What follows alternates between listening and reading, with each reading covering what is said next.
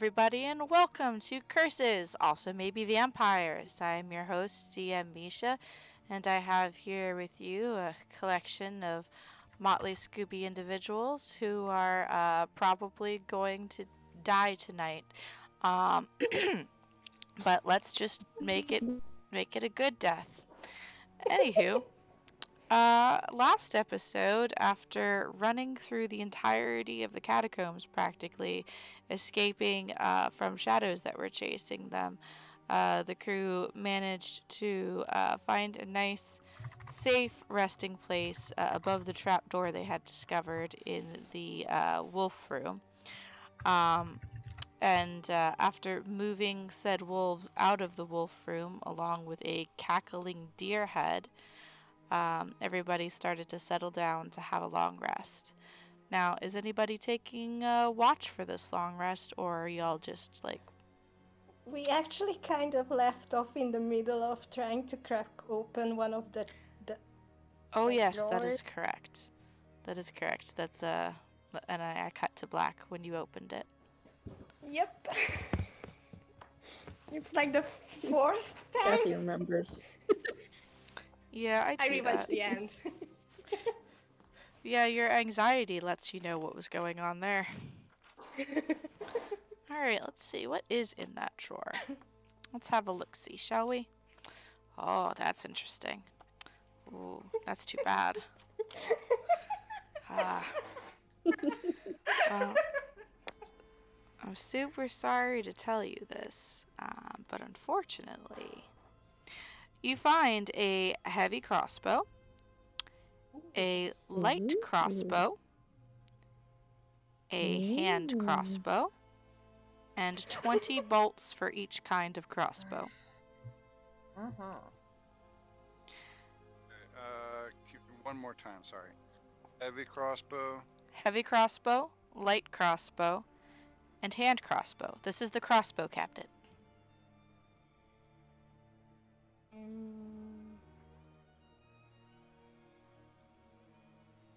All Can I right. take a heavy crossbow? Can you apply smite to a crossbow? I don't see why not.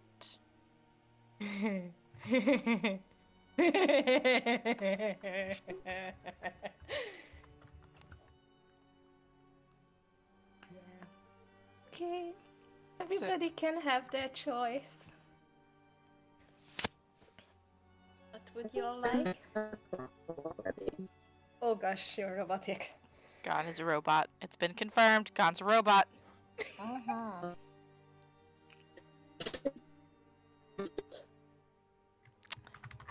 Maybe. I might Oh, there we go. There you go. already have a crossbow. Let me Okay. I take a look. think in For my you. inventory. Yeah, let me take a look. So, You have a light crossbow. Okay, don't need that one. I can probably take the light crossbow. And I think I can take the heavy one. That's a martial weapon, right? I believe so, yes. Good. So Nicholas is taking the light crossbow. Arthur is taking the heavy crossbow. That leaves a hand crossbow left. Which is also a Oh. martial weapon. Hand crossbows are martial Yeah, weapons? Hand ones, yes. Same. Oh, I think it's like because that. they're one-handed weapons. Yeah. Okay.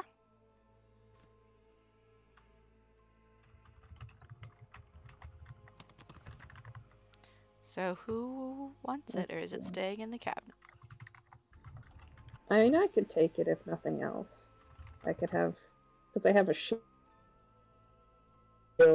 so it might be good to have a one-hand weapon.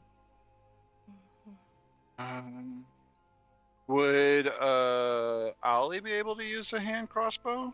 And that way they can dual wield if need be? Can Ollie use a hand Ooh. crossbow? I believe so, but let me double check on it for you. I mean, not with his hand, he can't. Ollie will use his burned hand. Not right now, anyway. Let Let me see if your rogue proficiencies extend to hand crossbows. I believe they do, but I'm gonna double check. Ollie waves his charred hand around and replies to the voice in his head. I'd sure, gee willikers, I Yep. sure would like to. Yep. Yep, Yeah, hand that's what I crossbows see. is a proficiency for rogues. Yes, you can wield a hand crossbow. Hooray. Alrighty. So, oh, by the way, I forgot to ask. Ollie, do you need me to have your character sheet up, or are you in computer chair mode? I am at my computer chair. Yes. Okay, awesome. Alright, then if you want to pull it up in the compendium hand crossbow, you can just drag and drop it into your character sheet. No problem. No, that's the wrong one. Sorry, talking to myself. And each of you have 20 bolts for each of those items. Okay, let me add that to my character sheet in both Roll20 and D&D Beyond.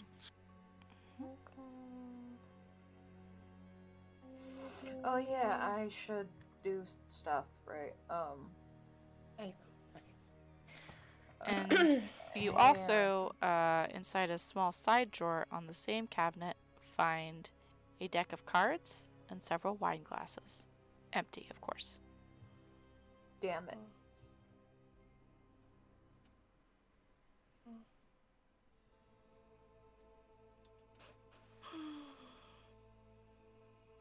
I don't know. I guess I'll. Oh, Oh, Gon's a robot again. Oh, and they dropped. Dun dun dun. I don't Sorry think they for the dropped technical so much. difficulties. I don't think they dropped so much as the universe decided no D&D for you. Oh, Well, In hopefully universe. that's only a temporary thing. Hopefully they'll be back in a minute or so. But, So they tell the universe, no, I want to play. Me. wine I'm glasses, sorry, you go on. said? a couple of empty wine glasses and a deck of simple playing cards. Ooh, playing cards. Do I have cards? No, I don't have cards. Can I take the cards? I want to take Hey, the cards. welcome back. Welcome back! Maybe. Possibly. Debatable. What was in there? Deck of playing cards and what else? Wine Wine glasses. glasses. Empty wine glasses. Wine glasses. Okay. And Arthur's snatching up the playing cards like they're a long lost family heirloom. Instead of a Knuckles. long lost family member. Evangeline I'm Gateway. He sorry. wanted to play cards with the kids and then realized that he didn't have his cards with him, so I'm like, cards, the cards! Oh dear God. It's his inner child saying cards. Hey, Yeah, Thorn is saying that, yeah, from inside of him. he's like, wow. And Arthur is heartily agreeing with him. Thorn's like, go fish. This is awesome. They do a mental high five. Pretty much. Whereas Rose is like, I would really prefer Old Maid or poker. Old Maid is fun. Blackjack is fun if you can do numbers, I hear. Yeah, but it's like, takes effort. It requires math, which makes it not fun. Math is alright, but it's like, it's an effort. It's not as much fun. I see a nano transmitting, but I hear nothing. Oh no. Might be a case of they have just enough internet to hear us and not the other way around. That is quite Oh. possible. Let me know if they put a message in the chat that I need to look at. Oh, they are muted, Okay. but there's no message in the chat. Okay. Well, anywho, so you guys have a crossbow each. Arthur stole the cards. And there's also some wine glasses, just regular glass wine glasses.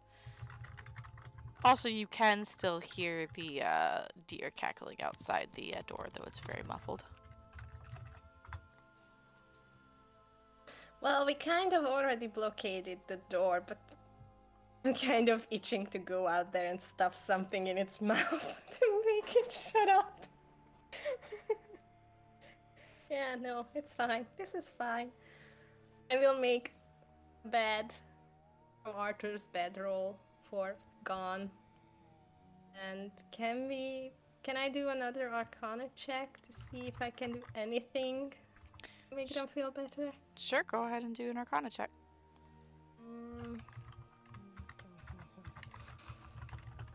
Was the dumb doggo? Dumb puppies, not as dumb as used to be. That's nice. So one last time, because my brain wasn't working, you said playing cards and glasses? Or I'm so sorry. Wine glasses. Wine glasses. Wine glasses. Okay, I did hear glasses, and my brain just did not want to register that. Wine glasses. Which probably would not survive if you took them with you anyway, so probably Yeah. don't even bother. Unless you want broken glass in with like the centipedes and stuff. Nano says they guess Gone fell asleep. Okay. Well, with an Arcana check of 17, Arthur, you feel like what Gon really needs is a good night's sleep to help get his strength back. I tuck him into the bedroll, the nice clean one that I still have. And I will probably take a first watch on the bear rug. Okie doke. Watching it for any twitches. Nicholas actually was just about to offer that. He has not taken any hits recently. He's still at full health with that temp HP from Gone earlier. Okay. I mean, me too, basically. Oh, okay. I didn't know if you took any hits or not. I know this you were round much was closer pretty to good. the scary. I know you were much closer to the shades than I was. Yeah, but I'm tougher.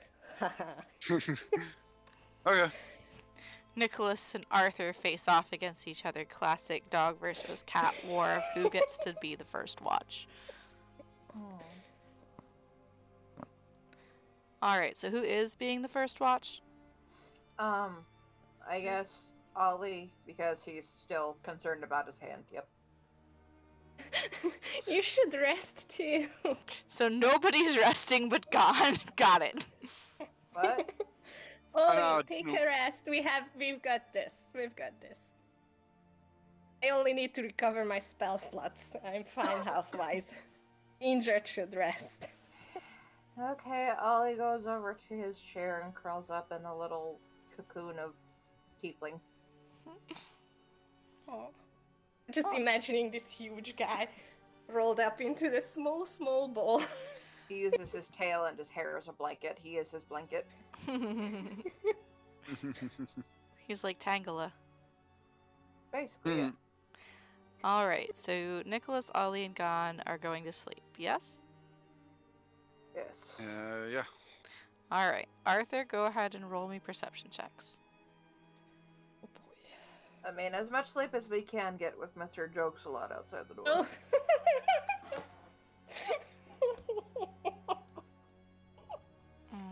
Everything's It's very fine. distracting that it's still cackling outside. Yeah, the sound of this deer just fills your head just over and over and over again. You sometimes think you're not even really hearing it anymore. You sometimes think it might be in your mind itself. It's causing you to jerk in a paranoid fashion and look around the room quickly just to make sure it hasn't reappeared there, because it sounds like it's right next to you sometimes. And you're sure that that flicker of shadow in the corner of your eye is one of the wolves having gotten back into the room again, and you jerk your head around, but there's nothing there. It's just a crackle of flames in the warm, picturesque fireplace and the occasional twitch of your companions' bodies as they slumber. And And it's I try to talk to the weird voice in my head and ask if he can do anything about that terrible cackling moose. It's really annoying. And you know, not as much fun, I guess. And Arthur kind of mumbling to himself, half aloud, half just thinking through a thought. You just hear a deep sigh echo through your mind. Do not bother me with such trivial things.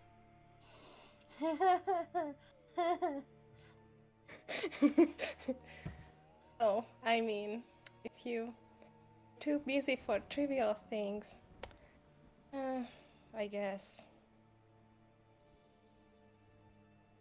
I shouldn't make too much effort to entertain you either. Go ahead and make a Should wisdom we- saving throw, Arthur. Oh no. This is when you multi-class into warlock. You feel a pressure at the back of your mind.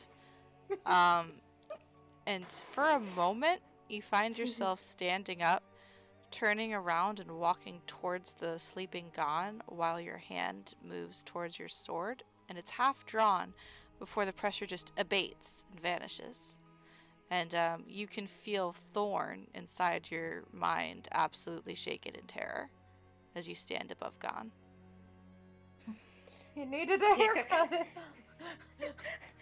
I slowly resheath my sword completely and take a couple of slow breaths. Oh, so it's not as trivial after all. Man, you're getting your ass kicked.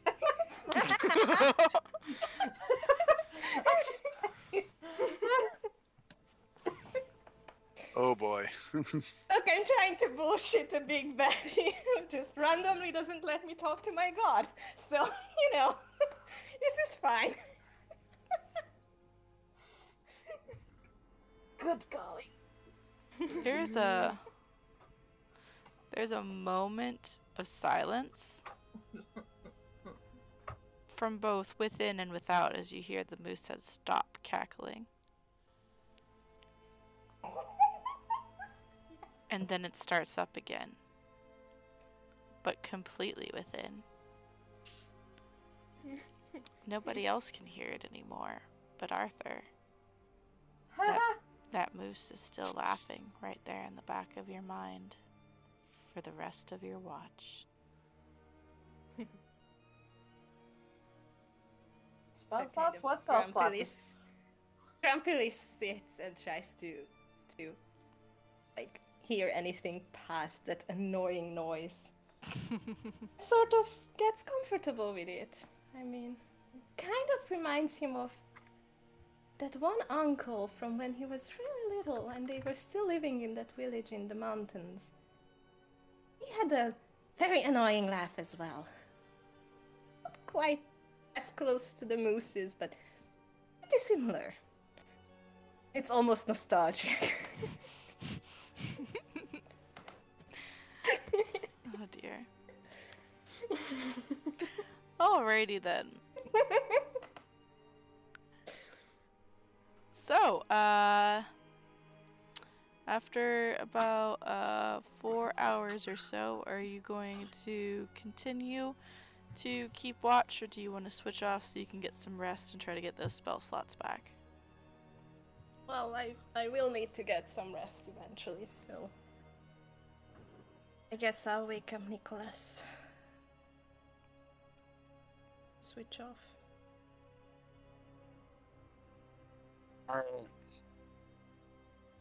And then Nicholas will get up and lean up against a chest or the drawer. Arthur just whispers to Nicholas, "Hey, don't talk to the voice in your head. He's kind of an asshole." I don't think Arthur is aware that anybody else can hear that voice. That specific voice. No, but could you imagine the Death House would just did justice immediately? It's fine.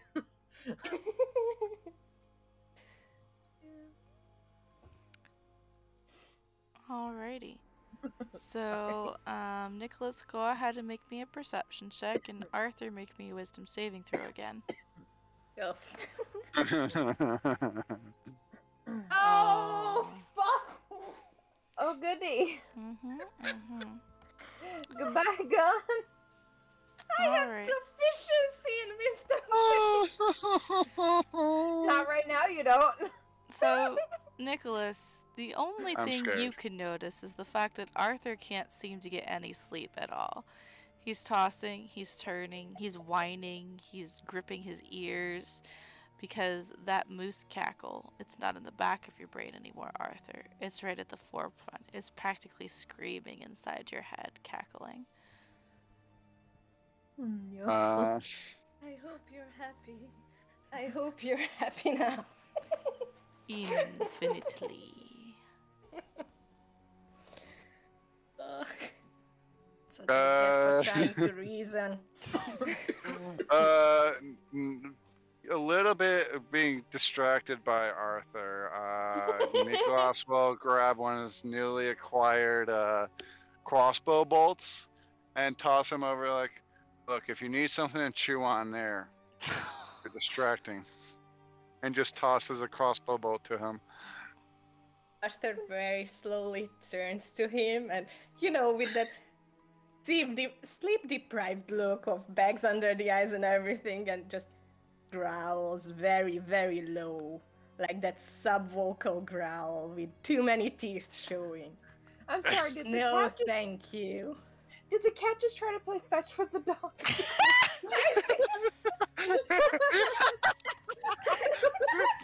Unintentionally, yeah, but there was no need for the dog to bring it back. But yes.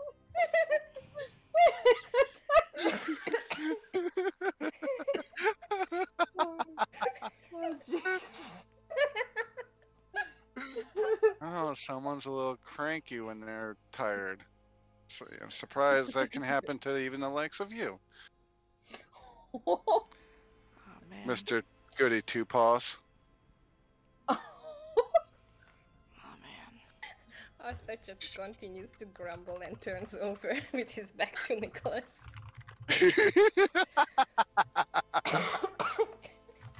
You get the silent treatment. But Arthur doesn't. For the rest of Nicholas's 4-hour watch, Arthur is unable to go to sleep and get that rest he so richly needs. Nicholas, after the 4 hours, who are you tapping to take the next watch? I'll probably wake up. I'll probably wake up Ollie, because I know they're also usually restless and not actually sleeping. Yeah, Ollie's been opening his eyes like every 15 minutes. Whether he's actually getting any sleep is debatable. Probably has. Probably just like little micro naps. It's fine.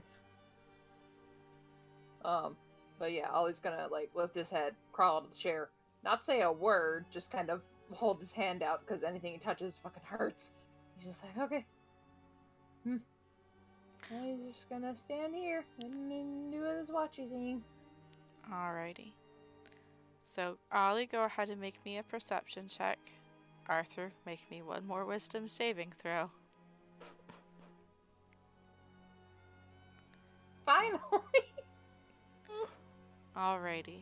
So, Arthur, it seems like maybe the point has been made, and you are finally able to drift off into a, albeit uneasy, at least it's sleep. That being said, you are only going to get a short rest unless people decide to extend it longer. Ollie, with a 19 perception, you note that the cackling of the moose outside the door is completely gone now. You can't hear it at all, nor can you hear the pants of any reanimated taxidermied wolves, just the gentle crackle of the fire in the fireplace. It is deceptively peaceful in this room. No outside noises, no scraping of claws against walls, no giggling of dolls. Nice, Oh, that's always nice. quiet, uneventful.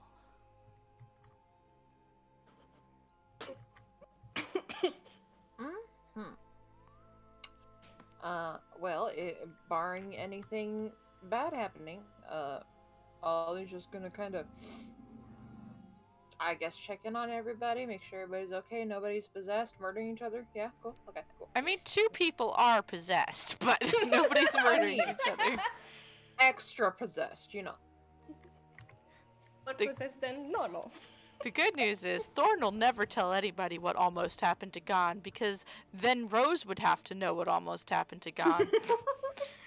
And Thorn What? doesn't want Nothing Rose to happened. know that they almost saw a stabbed spider. them. Yeah, spider. Just a big bug. Sorry. Spider. We don't Mhm. say those words here. They're big bad bitey boys. Oh. Thank you. Big bad by the boys. Yeah, sorry. Thank you. I said it like 4 times. I'm sorry.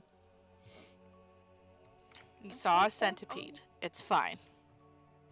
Yeah. Mhm. Like one of the centipedes must have escaped Gon's bag. Like that's what I wanted to stab, of course. Clearly. Definitely. No other reason. Anywho, so you have a pretty uneventful 4 hours there, Ollie. Even Arthur's whines die down. He finally falls asleep, his left leg twitching every once in a while as he curls up in his at rest position.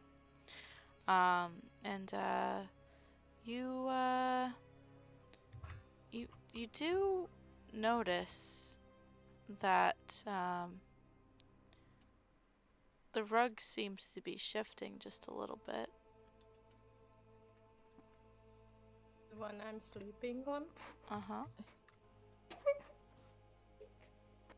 I am so not gonna get any sleep. Ollie? Sorry. What was the question? I'm awake. I said that the rug seems to be shifting just a little bit.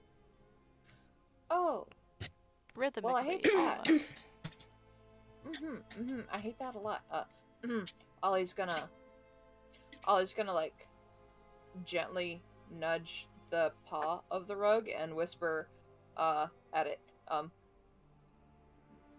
Please, maybe don't do that. Maybe.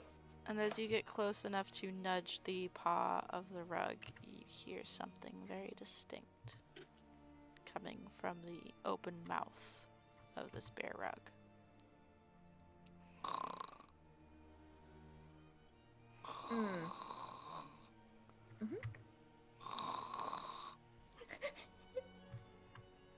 Is it sleeping too? That's Maybe. fine. Ollie's gonna tiptoe around the rug, go first to the person that's sleeping on the ass of the rug, and just Mostly kinda he's like using the rug as a makeshift bedroll because he gave his to Gon.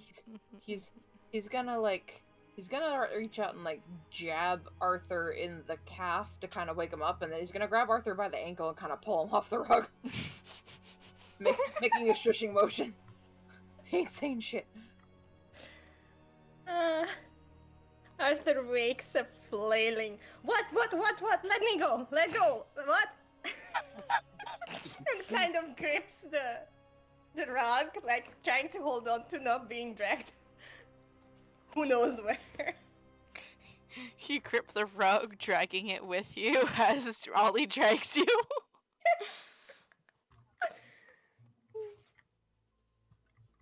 What is wrong with I'm just you? imagining like puppy whines. The rug is breathing, and we don't like that, and we don't like touching the rug that breathes, so get over here. Arthur, roll a perception check.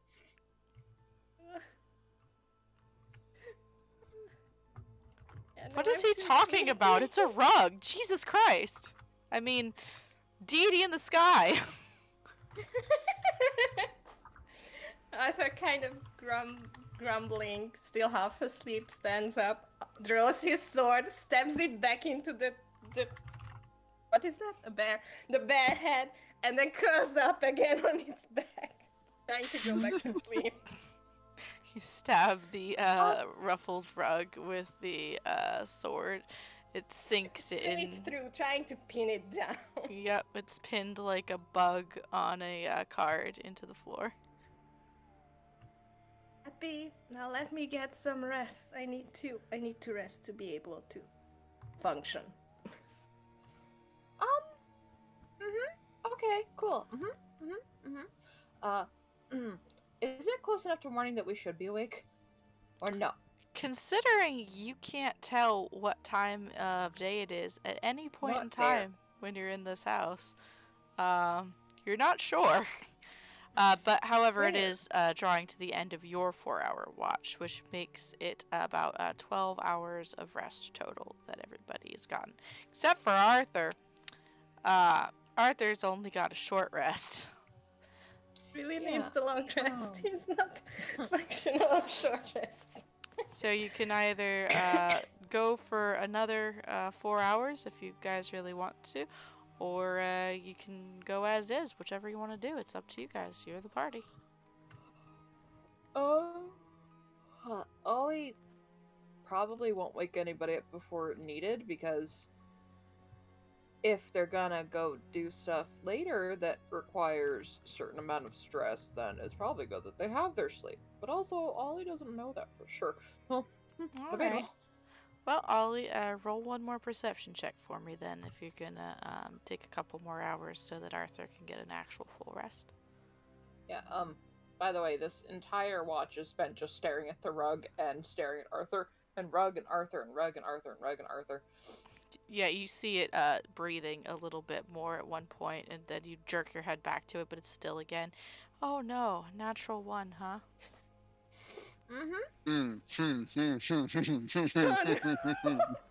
You can see, like, with each breath, Arthur is gently rising and falling and rising and falling and rising and falling on the back of the bear. Yep. Psychic That is damage, just- got it. So, Ollie, as you're leaning back against the wall, just trying to be as far away from the bear rug as possible,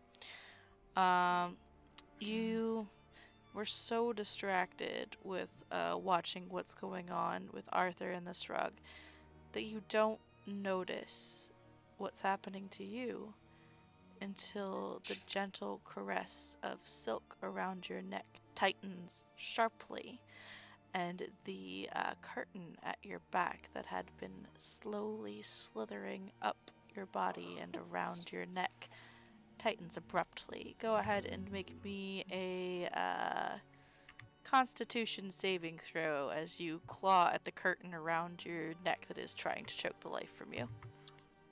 Oh, sure, that's my favorite. Here we go, Constitution saving throw. And that's why you sleep on a bear instead. So, the drapes surround you, grabbing at your arms, at your tail, at your throat as you vigorously claw at them, just trying to break free of the silken embrace that is dragging at you. And after about a minute, you manage to get your fingers up and underneath the material, prying the plush fabric away from your throat, which now has a deep red ring around it from where you've been, quite frankly, almost hung by a literal silk curtain.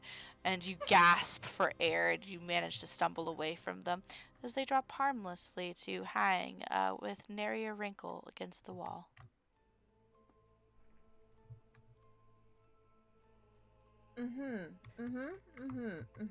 Ollie's gonna wake everybody up. Gone, Nick, Arthur. He's gonna go curl up in his chair, and he looks like he's about to cry. Alrighty. And you guys do have a long rest, so you get all your health and your spells back, including Ollie. Your burned hand, while no longer in pain, does have a decided sheen of shiny new flesh that looks like it has scarred slightly. Did I say gone or best Ollie? sleep Because of I my meant life. Ollie. I think you said Ollie. Okay, good. Arthur gets up, kind of in a better mood, and goes over to Ollie. What is wrong? What happened? Are you okay? What is on your neck?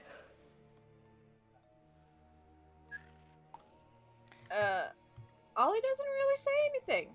He's you know, little traumatized. Not gonna lie. He just kind of points at the curtains and then continues chewing on his nails.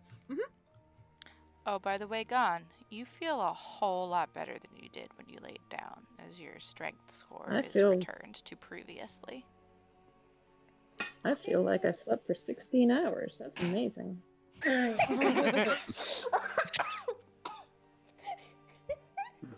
The true healing benefits of a coma.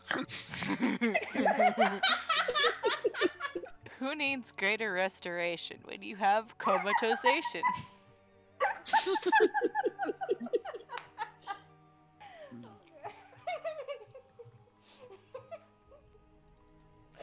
But anyway, yeah, what was your strength score originally at before bad stuff happened? 8. 8, okay. I'm changing you back on your sheet now. You're Thank you. originally. Oh gosh. I mean, Yep. 8's better than 4.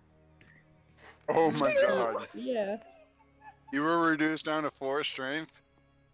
Mm-hmm. Yeah, those Oh, fuckers no, are no that- joke.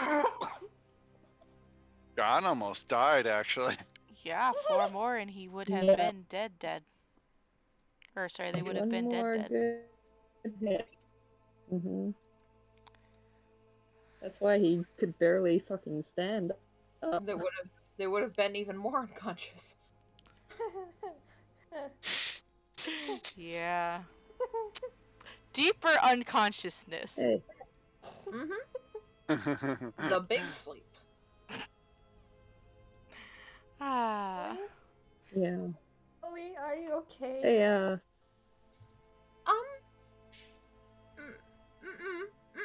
Ollie shakes his head. Can I do anything? I'm sorry about earlier. Can I help in any way? Ollie just whispers, "Burn the curtains. You're good at that." Got it. Okay. Can I tore down the curtains and throw them on the fire? Yeah, you reach up easily with your strength. You kind of just rip down the curtains, rod and all. It clangs on the floor. You wrestle the curtains off the nice pointy rod and you just drag them over the fireplace and toss them in. They burn quite easily, but it does create a large amount of voluminous smoke that's filling the room a bit. Okay, I think we're done here. I look nervously at Ollie being almost catatonic with fear and just like not in the best way. And I mean, his hand looks a little better, so there's that. yeah, but it's like we are supposed to go back downstairs, and it's like, should I even mention that? Kind of 50-50, let's find out. the trapdoor. I just hang around the trapdoor awkwardly, kind of waving away the smoke from me.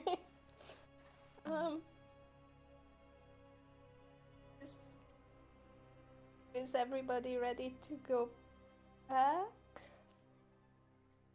I kinda couldn't help but notice, as I was falling asleep, everyone was looting the cabinet, getting off some stuff for themselves, and not giving anything to me. Oh, we did save you a hand crossbow, was it? I you believe were Ollie gonna took go- the hand crossbow, actually. Oh, okay. Ollie would have taken Yeah. it if it was offered. He's not taking shit, like, willingly. So if you saved it for Gon, then it's for Gon. Anything forgotten? Anything? There's some wine Um, glasses. Oh, Gon As just they're looks at the kind wine of- glasses. I'm underage. You think don't know what Yes. Peruvian customs are like. How do you know Rose is underage? You know what? Fair. Children get drunk all the time in Barovia. I am insensitive. I'm sorry. Also, like, Rose has been, like, that age for over 100 years, right? Oh, that's another can of worms. Also, pretty sure ghosts don't get drunk.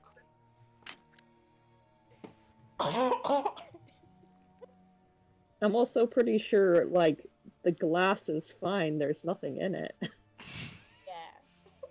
Yeah, it doesn't have to be wine. It could be like chocolate milk. Who knows? It's fun. Chocolate milk in a wine glass is actually very good, by the way. Makes you feel fancy. Anyway. Only if you extend your pinky while drinking. Get one of those fancy tall flutes and just decadence. The milk has a Did glorious anyone take bouquet. Do I detect notes of Nestle?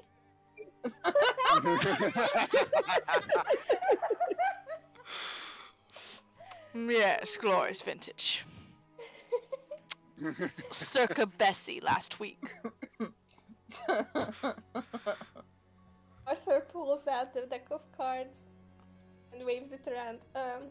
Can play a game if you want, but maybe after we leave. Get the children out of here. You know.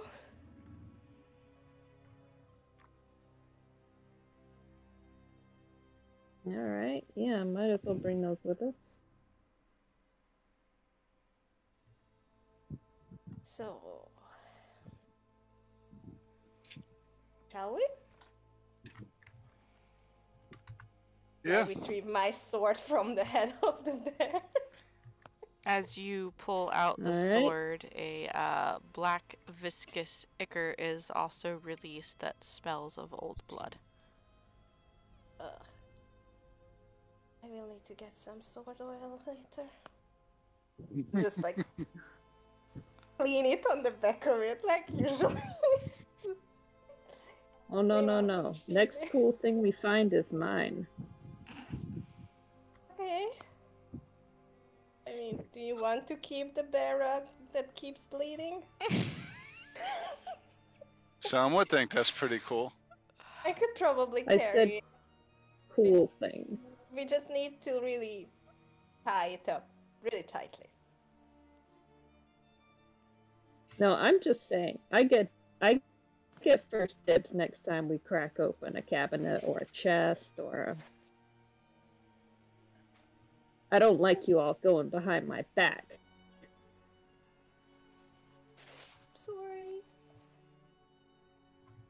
You should. Alright. Everyone behind me. And forward march. Yes, ma'am. Sir, ma'am, Both. All the time. Alrighty. So, where are you guys headed? You still have a couple of parts that you have not yet explored? Are we gonna explore? Even though Gan is gonna keep trying to be in the front, someone who can actually see the map should actually do the navigating. Excellent. I will maneuver you so you're in the front. So, Cool. there are There's multiple Nicolases again. not for anyone but you. This is the correct one, though, just in case it helps you. Yeah, no, the other one is all the way in the further leftmost bedroom, Mm-hmm. all the way by the well.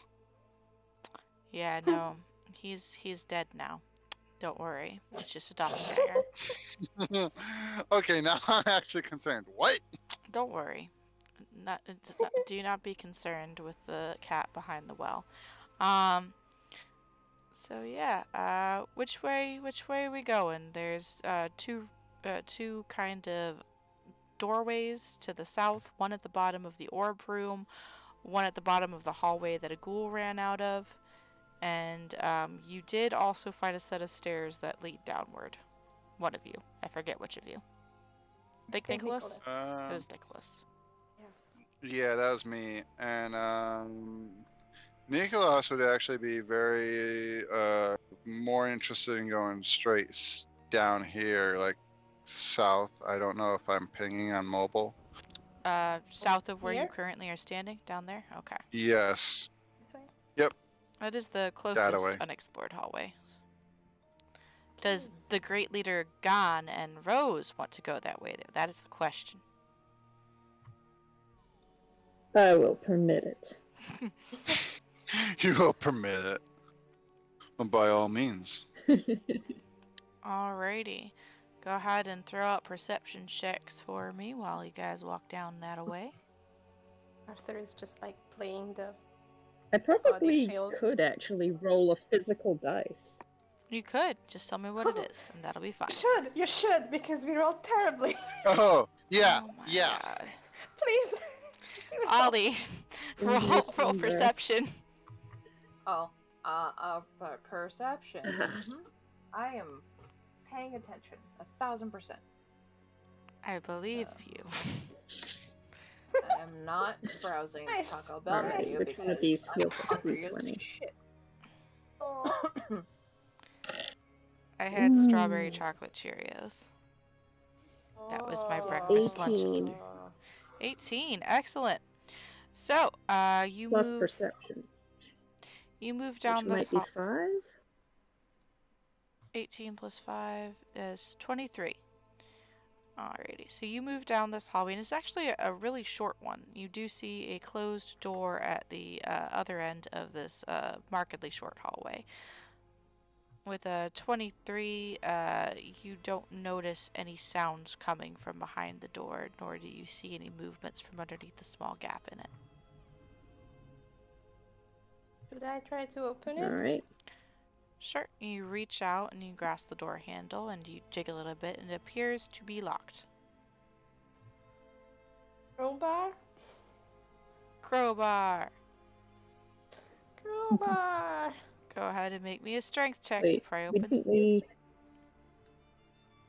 Oh no, it's a thieves' tool. Crowbar. Well, Yeah, the thieves' tools got destroyed thanks to somebody.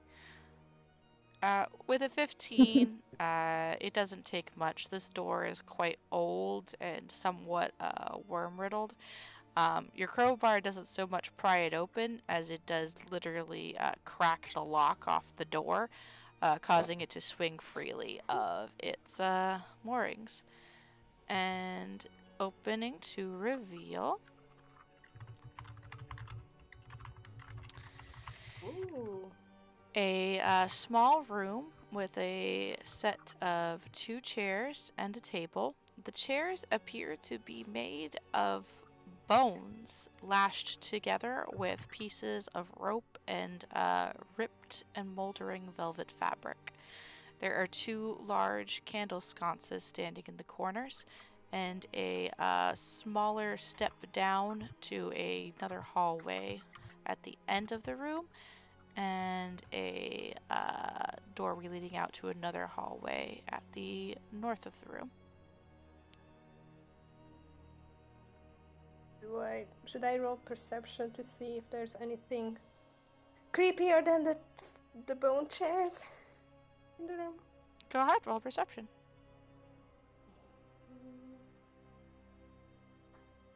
Come on. It seems like a perfectly normal room with 2 doors leading out of it. 2 nat 20s within 1 game. What the hell? You mean natural ones? BRB. Yeah, natural ones. Yeah. Oh. I mean, it looks perfectly safe. You also do notice that there is a small pouch on the table. I will not touch that. I've been forbidden from touching anything. dang right. Seems clear. Oh, good God. 2 nat 20s. What was that, Gon? Oh no. Robotic again. Uh,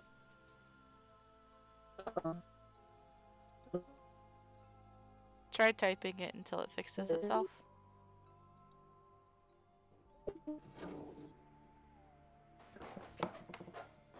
Also, Felix, you're muted if you want to talk. I don't know. Oh yeah. Ollie, It's the computer doing the thingy or not. Ollie, you are muted just so you're aware in case you were trying to say anything. I am. Yes, I was muted. I was typing and I didn't want my microphone Hello? very close. My yeah, you know.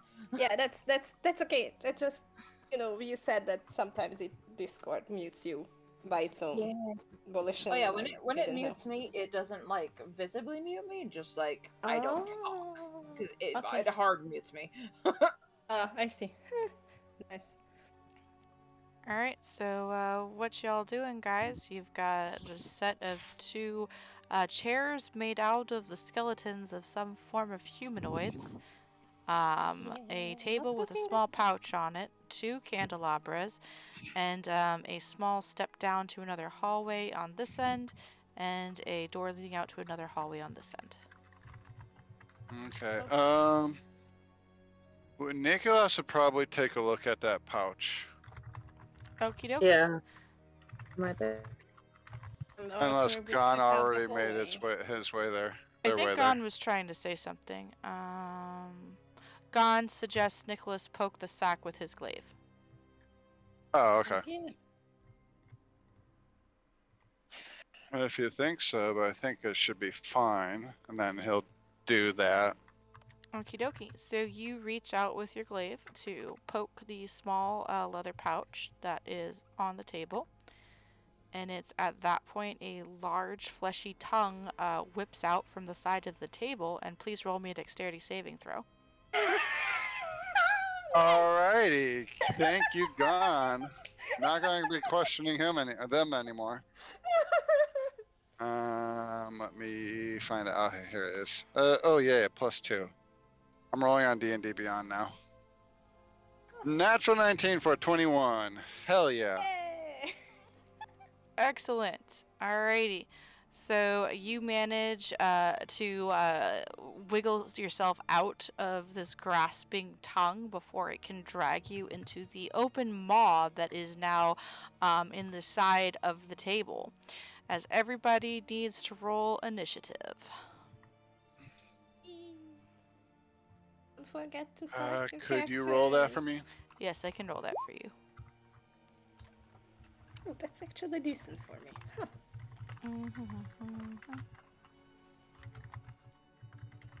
Arthur was like halfway through that one step down archway. And the table came to life. That happens sometimes. Gosh darn tables. See? I've learned my lesson. No touchy things.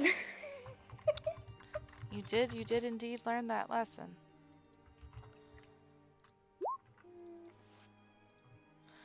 Alrighty. And I rolled it for you too, Gon. You got did you roll your dice there for yourself, Gon, that you want me to adjust yours, or do you want to take the one that's on there? Um,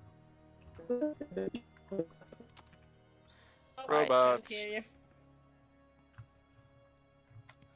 Robot-y connection. What the heck? Why isn't the turn order showing up? Is the turn order showing up for anybody else? There we go. Yes. Mine was being weird. And Ollie, roll. Yeah, I've been trying to search for Ollie on the board for the past 2 minutes. To the south, dear. To the south, by the giant table that wants to eat you. Oh yeah, there I am.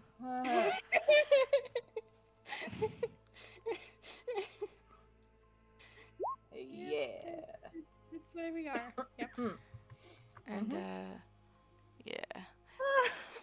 Gone. Oh wow, all of our initiatives are ass. That means it's not bad. Vigilant Blessing. The last time you cast it, if I remember correctly, you put it on. Gone. Yeah. he cast it on himself. Yeah. Where did he cast it? That means you have advantage on your initiative rolls? Question mark?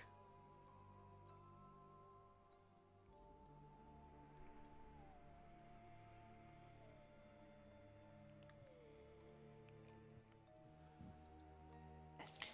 Okay, let me roll one more initiative for Gon then. Sorry, I'm just like That's stubbing better. between the tabs.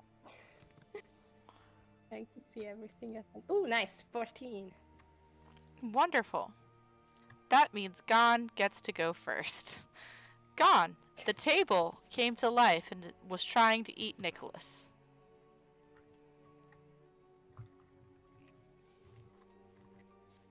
Oh, I'd probably be close. I don't know.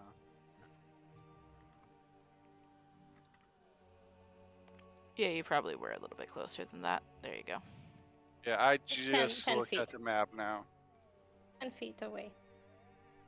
Wave distance. 10 feet. Mhm. About right there. Sacred flame and move away from the table. Says. Alrighty, so Gon is like, nope. And Yeah. holds up a palm to cast Sacred Flame at the table, which is a DC 13 dexterity saving throw for the table. That it does not make, as 2 radiant damage arches across its well-polished surface. 58. You heard I nothing. need dice. I need Alright. dice. And then Gon backs up from the table. Over next to Ollie. Back out in the hallway. Will that be all What? from your Will that be all Oh. for your turn, Nano? Well, there's an LOL. There is an LOL. That's all. Alright. No response, I guess. And Nicholas, you're up. Okay. Do I seem to be in this thing's reach right now?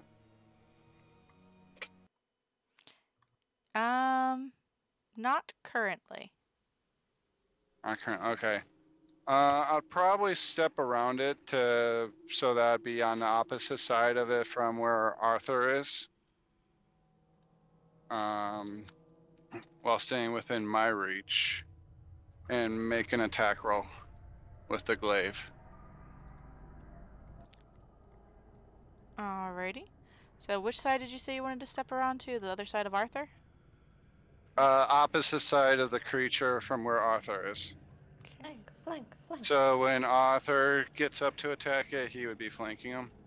Unless Okay. Arthur has reach on him, which I don't know if he does or not. Not yet.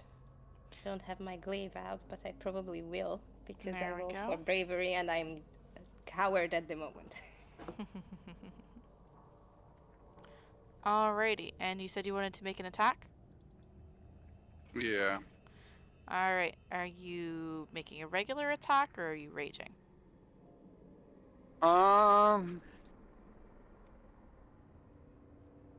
I think he'll just attack regularly.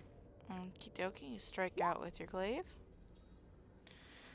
Oh, that is a 10 to hit, though. That does not hit. Yeah. I will be attempting to make my own rolls on D&D Beyond if that's okay, since Yep. I'm a little bit more stabilized No on my problem. end. Sure. Next time, you just let me know what you get. Okay, well, of course. Alrighty. And anything else for your turn, Nicholas? No, that should be it. Okie dokie. Arthur, you're up. Okay, where should I move to be flanking with the glaive? 10 feet away, but flanking. Right Hereabouts? here. Hereabouts, okay. I step up pull my glaive out and do the stabby stabby. Is that with advantage? Yes, it is. Ah, no, it's fine. It's just stabby stabby. Yeah. That does hit, in fact. And that's 14 piercing damage. Flashing. Don't know if it matters. Okey-dokey. Oh no, just me. Don't worry. Slashing. Okie dokie. Alright, and as your glaive digs into the side of this creature, it doesn't seem to hit solid wood as you were expecting. It seems kind of malleable, squishy almost. And go ahead and roll me a strength save to manage to get your weapon out of it before it closes over it. Save? Mm-hmm. Okay. Oh, You just managed to wrench it back out. like, let go of this! Mm-hmm. And it makes a horrible Fine. splursh sound as it is yanked free. Okay, that's it for me. I don't think I can do anything else. Wait, I know. Alrighty. And actually, you would have been about right here. Sorry about that. There you go. Just put me where I need to be, yeah. Yeah. Oh, oh wait, never mind. It's not considered a trap. Didn't matter anyways. Disregard, sorry. Okay. Anyway, Okay. so the mimic is going to take a step towards you. That means that, yes, you do have attack of opportunity if you want to use it, Nicholas. Oh, yes, I will do that. 1 second. It's actually kind of disconcerting. You see the table legs creak and crack and contort. The bottom of them kind of splitting apart into clawed appendages as it takes a step towards you, Nicholas. The dripping tongue lashing out of a tooth-filled maw. And, not Nicholas, Arthur. Nah. Step toward Arthur, not Nicholas. But Nicholas gets to make a tap of opportunity. Okay, cool. And then I will do that with a... Oh, so much better than my last attempts. 11 to hit. No. No. Your I'll glaive, eventually hit its AC. your glaive swishes downward, not even striking the saliva trail this thing leaves in its way because it lurches. Wait. Do I have advantage?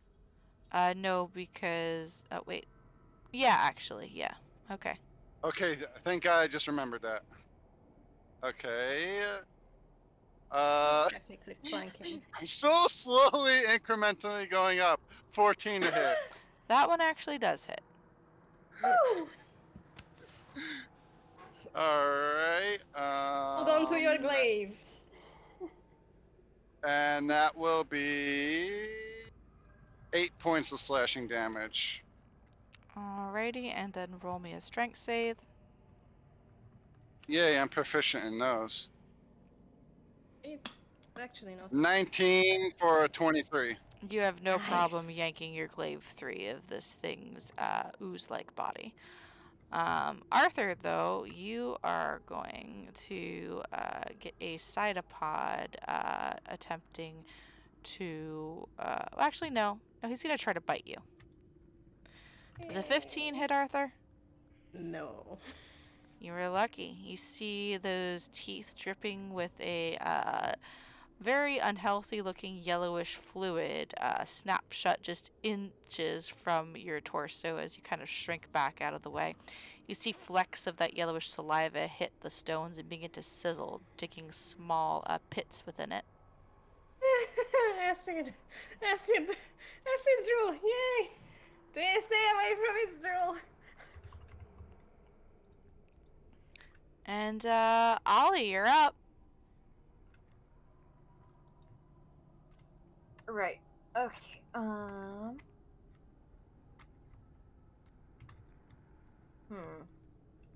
I'm not sure there's a whole lot that I can do to damage a table, but we'll find out. This is the doorway, correct? That is correct. Door's open. Actually, door's Cool. basically falling off. Cool. Ollie is.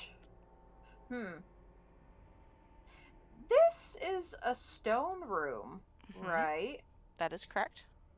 Ollie's gonna light a torch. Okay. Ollie lights a torch. Ollie's gonna throw the torch at the table. I All like that you asked if it was a stone room first. right. Please roll me a dexterity check. I have learned. Don't worry, I'm Dexterity. sure we can find a way to make stone flammable. I sure can. Oh dear. Ollie's on fire. It's fine. No, Ollie's not on fire. But John's on fire. No. Just the Arthur is on fire. No, it wasn't a nat one. I'm not gonna do that. However, the chair right here, the parts of it that were swathed in moldering velour is now starting to catch flame. Cool. Was that my action or was that a bonus action? That was an action because it was an attack. Yep. So Ollie's gonna shake his fist in the air and say, "Hey!" And then he's gonna point at the chair and then do the I'm watching you finger movement and say, "That's you. You knock it off. That's gonna be you." And gonna end my turn. Intimidation check on the table. Yes, I intimidate the table.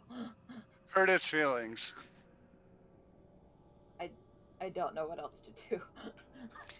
Oh, it does shrink back from the flames a bit. It doesn't have eyes that you can see at the moment, but it definitely feels the heat of the table and associates your shouting with it. He adds on Or a heat last of the chair. for good measure, and I'm gonna measure. Okay. Gone. You're up again.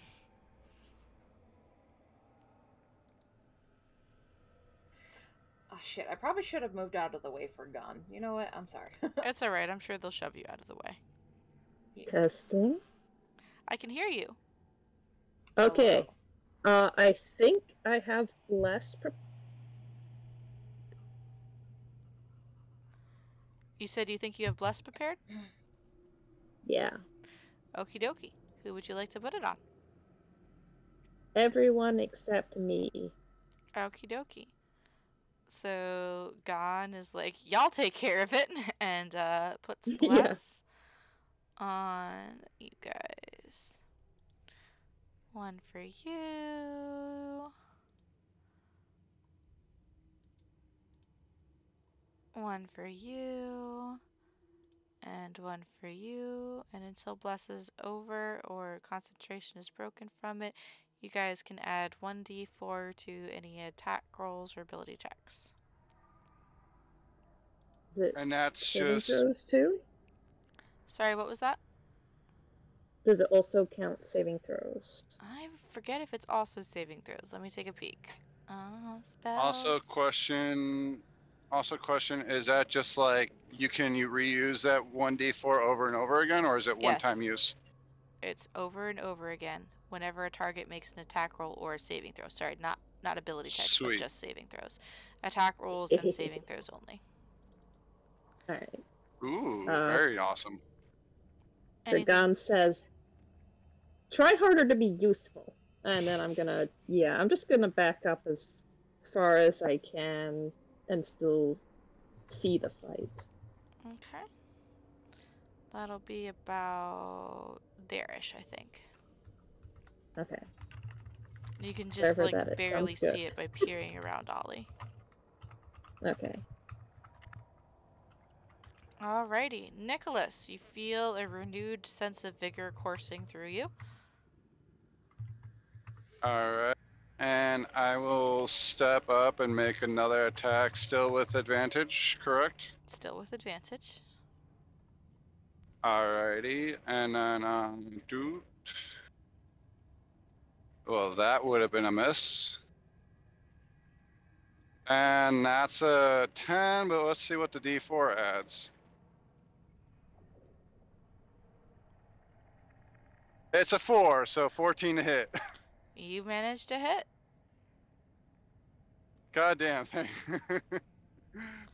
Do you want me to roll the Uh, damage here, or do you want to do it over there? I just did it for a total of 4 damage. 4 damage. Okie dokie. You slice into the sky again, and you go ahead and make a strength save.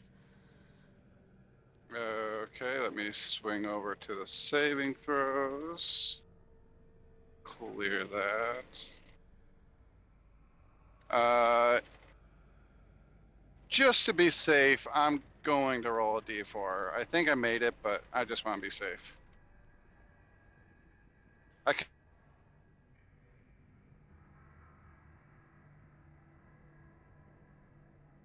And what is it? Add a d4 more than once in the same round. Yes. Okay. Total T2. You said 22? Yes. Yes. It comes out like a hot knife from butter, with barely any slurping noises at all. You've gotten this quick in and out oblique kind of situation down.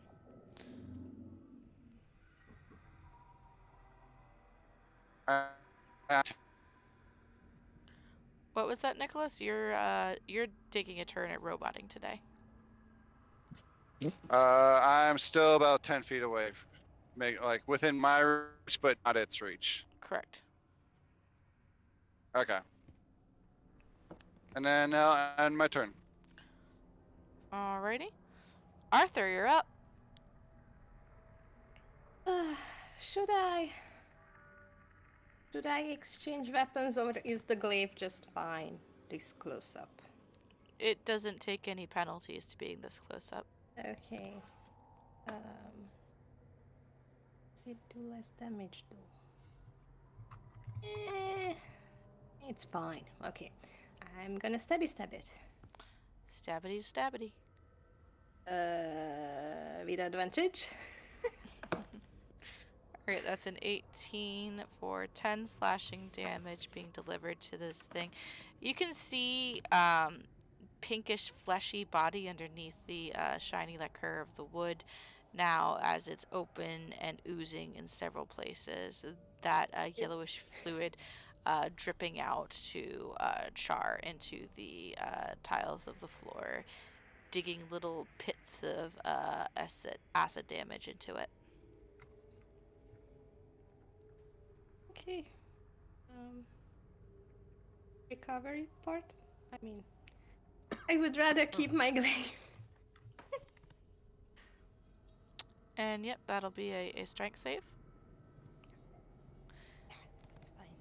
Hey, it's fine. It's Yeah, fine. this is an 18. You get it out no problem, with only the barest of schlorps.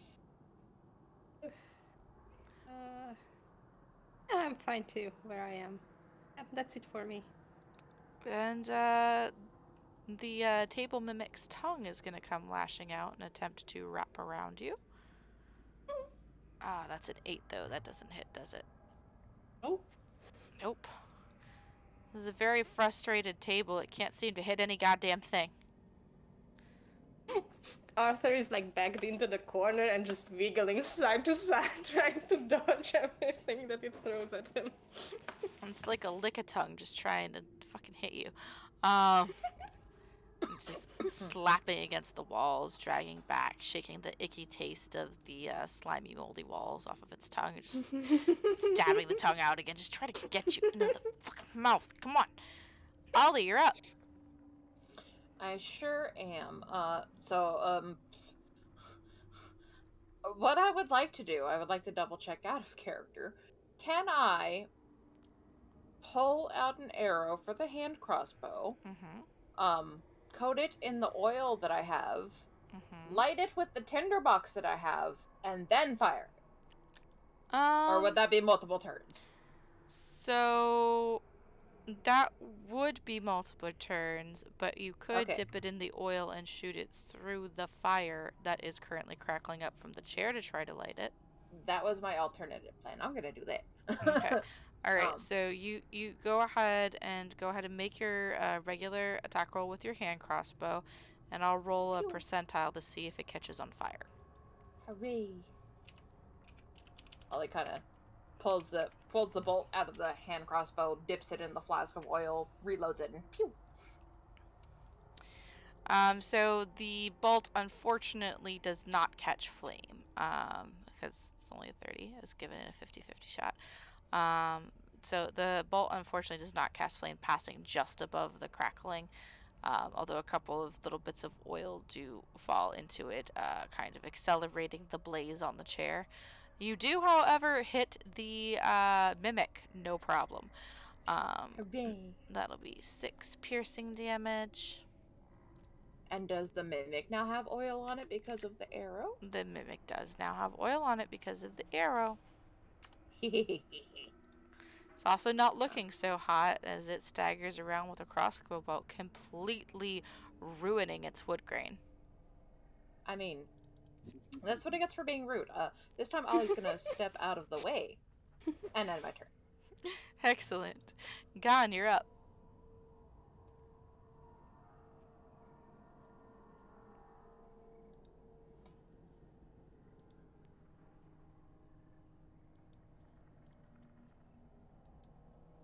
We do not hear you.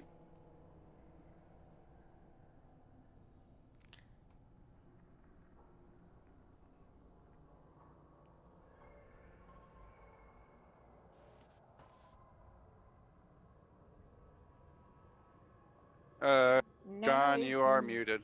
Yes. They're typing. Muted in Discord. Oh, okay. They are the typing.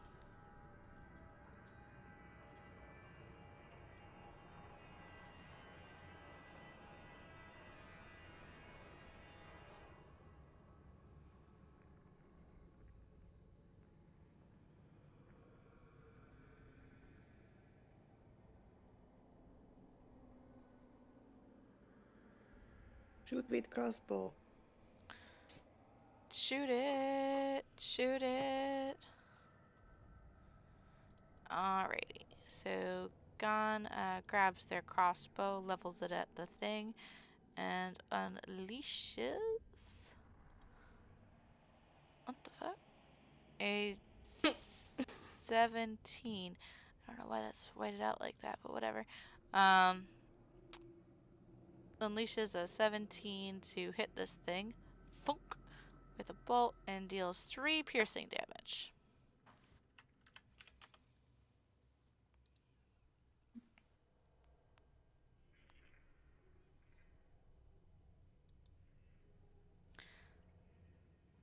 Thumbs up. Mm-hmm.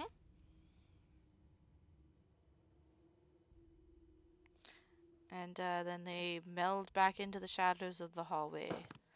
Why do I have to do all the work? Pretty much.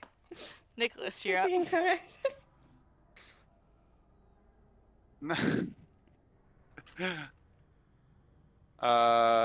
Same verse, same as the first. Let me get over to my sheet. Second verse. And I'm gonna swing at it again.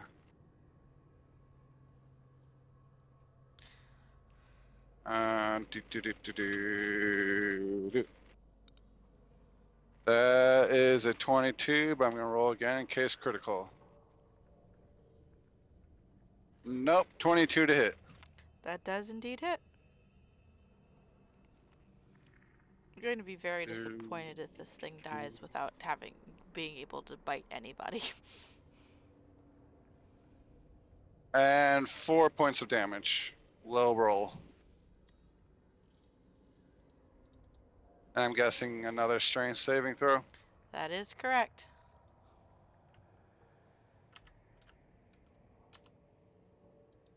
That is an 18, but just to be safe, I'm gonna add that D4 for a 21 on the strength save. You're a-okay good.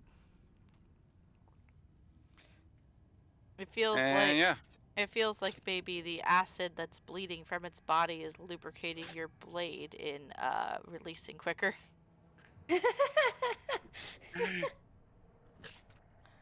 And yeah, just end my turn, slashing at it. Arthur's up. I'm gonna stick to poking things Poke, poke. as soon as I can open my character sheet. Read a glaive. Poke. Did I poke? I did not poke. No, wait. We still have Advantage, yes. advantage. You I not poked only really poke- hard. Yeah, you did. You poked it. It was opening its Extra mouth 1 again. point.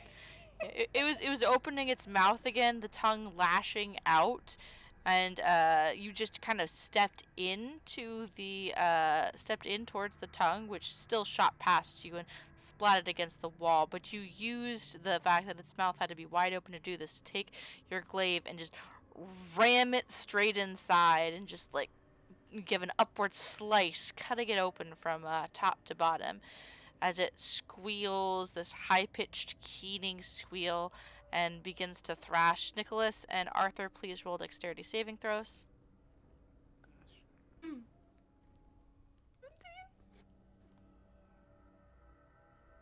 Do I need to make a dex save or no? Yes, I said Nicholas and Arthur.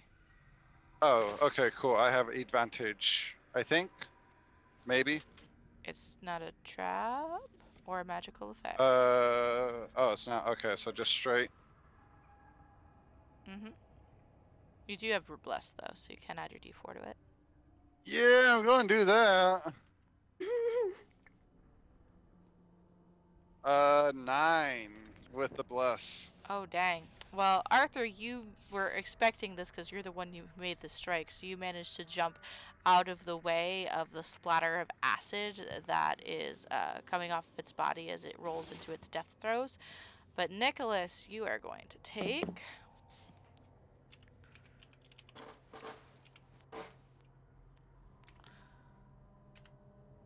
4 acid damage as you are splashed with this thing's yellowish oozing blood.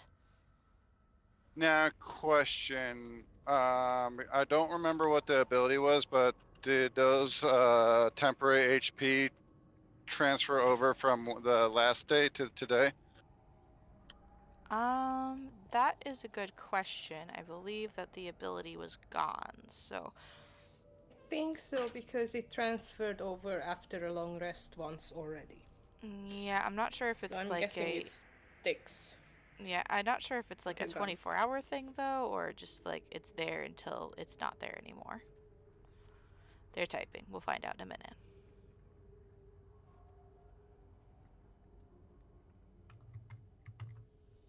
No end time.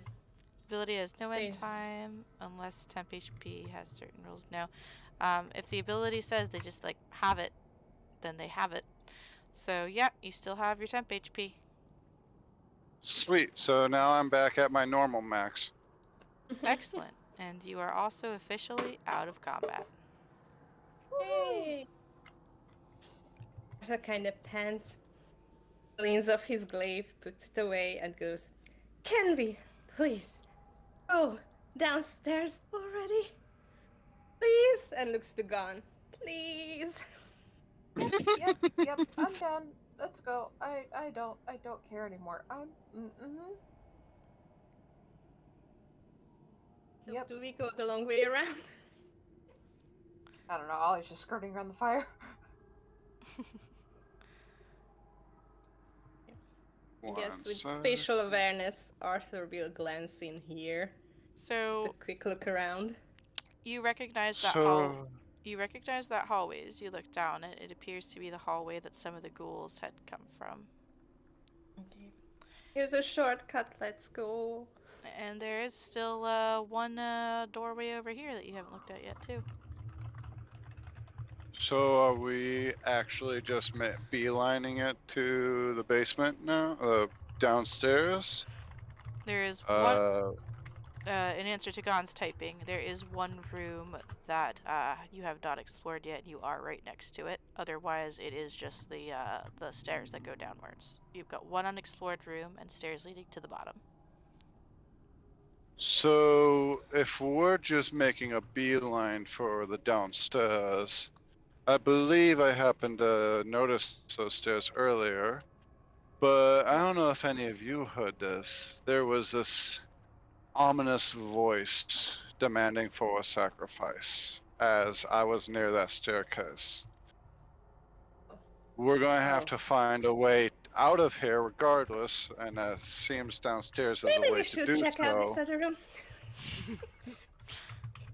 No, I kind of beelines for it. Very well. Alright, go ahead and roll me perception, Arthur, as you turn around and head back towards that one room. Yep, nope. I'm just. I don't want to.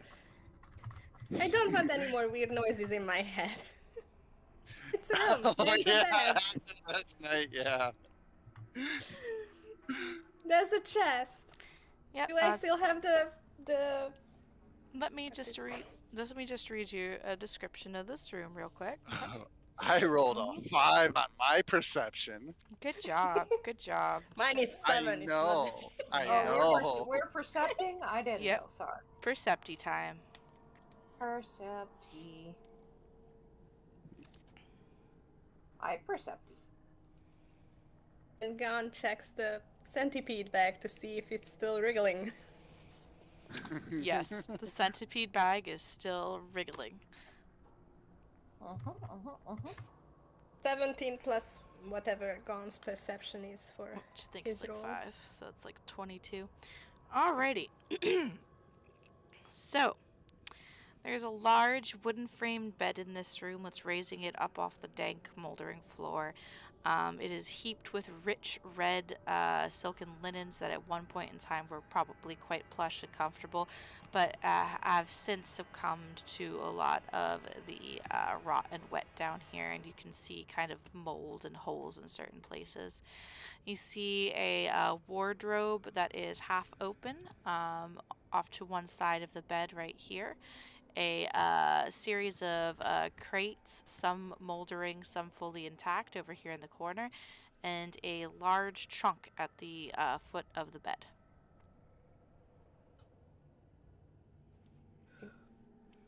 Does the trunk Seems- look... Oh. Sorry. Go ahead. Seems to be another bedroom, seeing that Gon's not right behind us. I'm just relaying this. Seems to be another bedroom.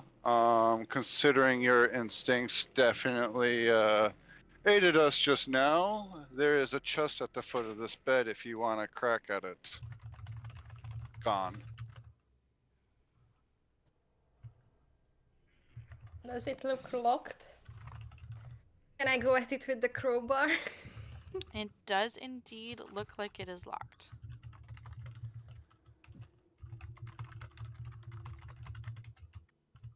And it does look like a crowbar would be able to get it open. Ollie, may I borrow your crowbar again? Sure. Not you, Ollie. You already broke a thief's tool set. And Gon says, I did call first dibs, didn't I? Do I have another thieves tool set? I don't think I do. No, you do not. Oh, just the crowbar. Well, I still have a Oh, crowbar. crowbar. Yeah.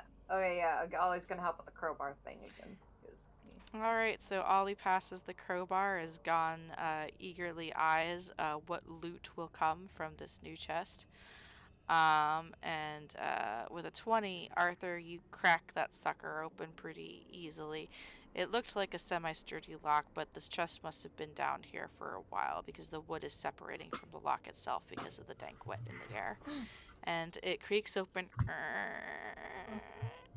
And you peer inside, and you And see can another mic. Never mind. you can actually see what looks like a folded bit of cloth, possibly a cloak or a robe of some sort. There's a small wooden box, and there is a glint of metal as you spy what looks like a chainmail shirt, perhaps. Another small box that looks like a standard mess kit that one would find in any adventurer's backpack, and a couple of flasks of flasks of liquid are kind of jostled around near the bottom of the chest.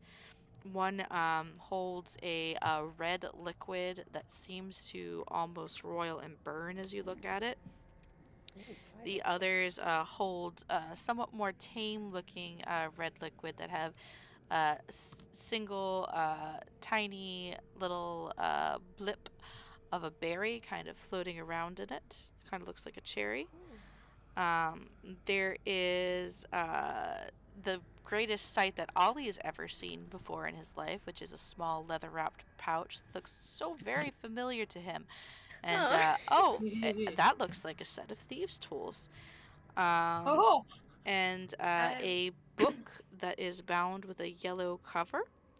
And a lantern that looks like you can position the window where it lets the light out to go in sort of a cone or a bullseye, if you will. I check each item, just making sure it's an actual item and such, and then start passing them over to Gon one by one. So you reach So into he the can chest choose. and pick up one of the items to pass to Gon. Which one are you picking up? Whatever was on the top, I guess. That'd be was the on the top. cloak. Yeah, that, I guess. Yeah, cloak was on the top on the left, or the potions. Probably the potions rather than the cloak. Okay. You pick up one of the potions and pass it to Gon, and as you're reaching towards him to hand him the potion, the wall behind you explodes as a rotting arm shoots out of it. Ah, delightful.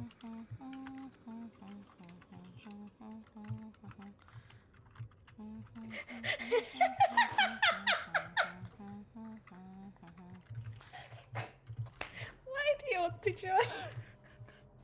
Why?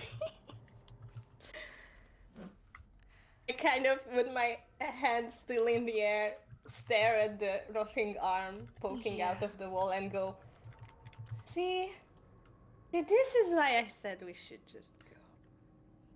Kind of put down Yeah. the flask and start pulling out my sword. Yeah, and everybody can roll initiative as one ghast bursts from over here, and then a crumbling at the wall on the back half of the place as another bursts free of their hidden kind of area. One of them is wearing what looks like a nightgown made of beautiful lace and embroidery that has since rotted away and been smeared with filth and bloodstains of every kind. And the other in a very somber looking striped pair of pajamas that are tattered and ripped around the edges and have an embroidered D on the pocket. And Arthur, can you roll an insight check for me really quick? And Gon as well.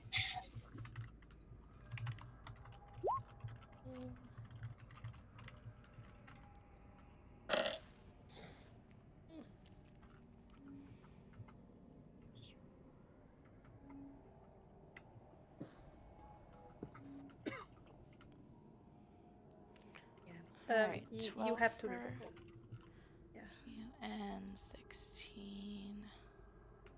16 is initiative. Mm-hmm. 16 is your initiative, Nick, you said? Yep, I already clicked. I did it through Roll20 because turn order tracker. Hooray.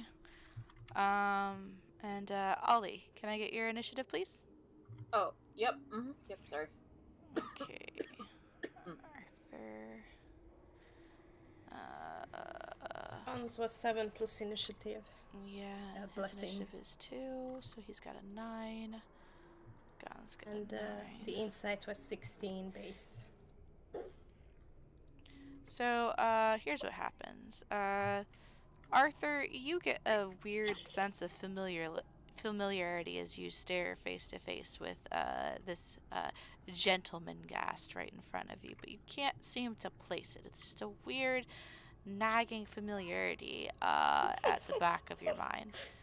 Gon, As you stare at this distinguished ghastly gentleman, you get a pang of horror and disgust and immediate recognition. Hey, look, it's your dad.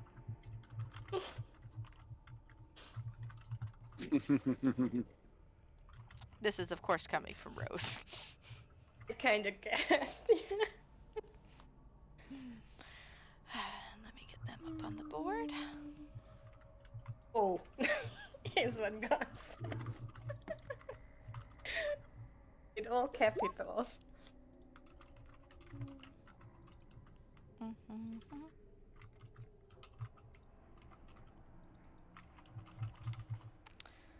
Alrighty, and then descending.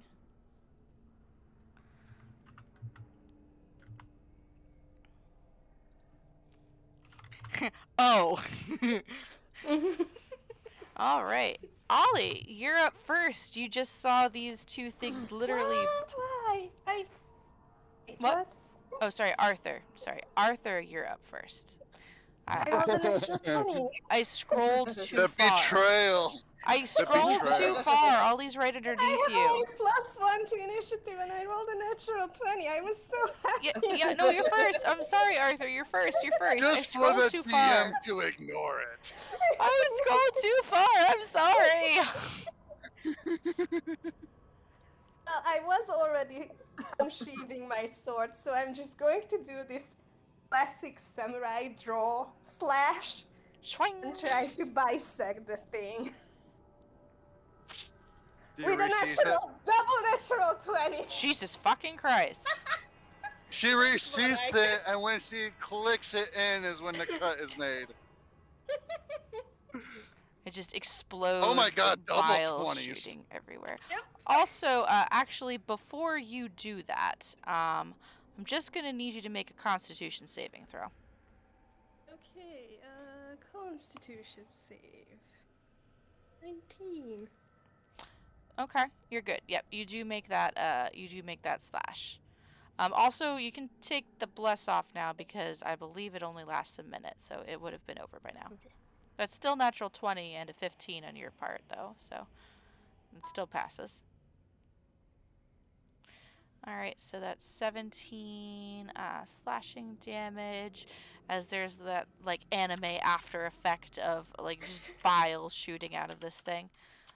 You notice, as you were making your attack, that there is an unholy, reeking stench coming from this creature, but you managed to not throw up. I'm fine. It's fine. Everything's fine. I'm so tired. Can I bump this with a smite? You may. Tiny smite. Does it take You- off of? You most certainly can. Would the smite also be double dice because crit? I don't know. I don't believe that's how smite works. No, I think it's only the actual damage that's doubled for the initial part, But it's still 8 radiant. And which is hopefully actually radiant- doubled to 16 because radiant. Yeah. Damn, That's why I was like, 33 points of yeah, damage. that looks undead. The table was a table, but that looks undead. Let's bump it up a bit with So- divine intervention. So here's what happens. You have this classic anime samurai delayed spray blast of bilish blood, and then all of a sudden, boom, holy flames lick at the corners of the wounds.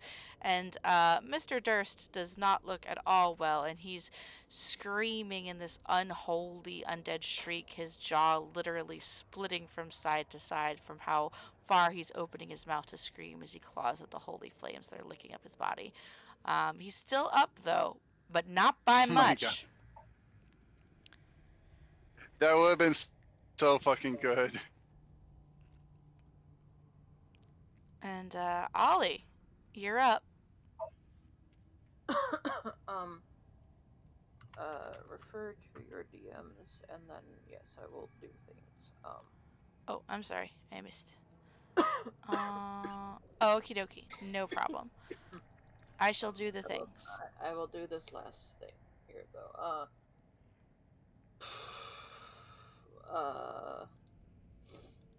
Gonna probably, since this dude is closer, target him or her, and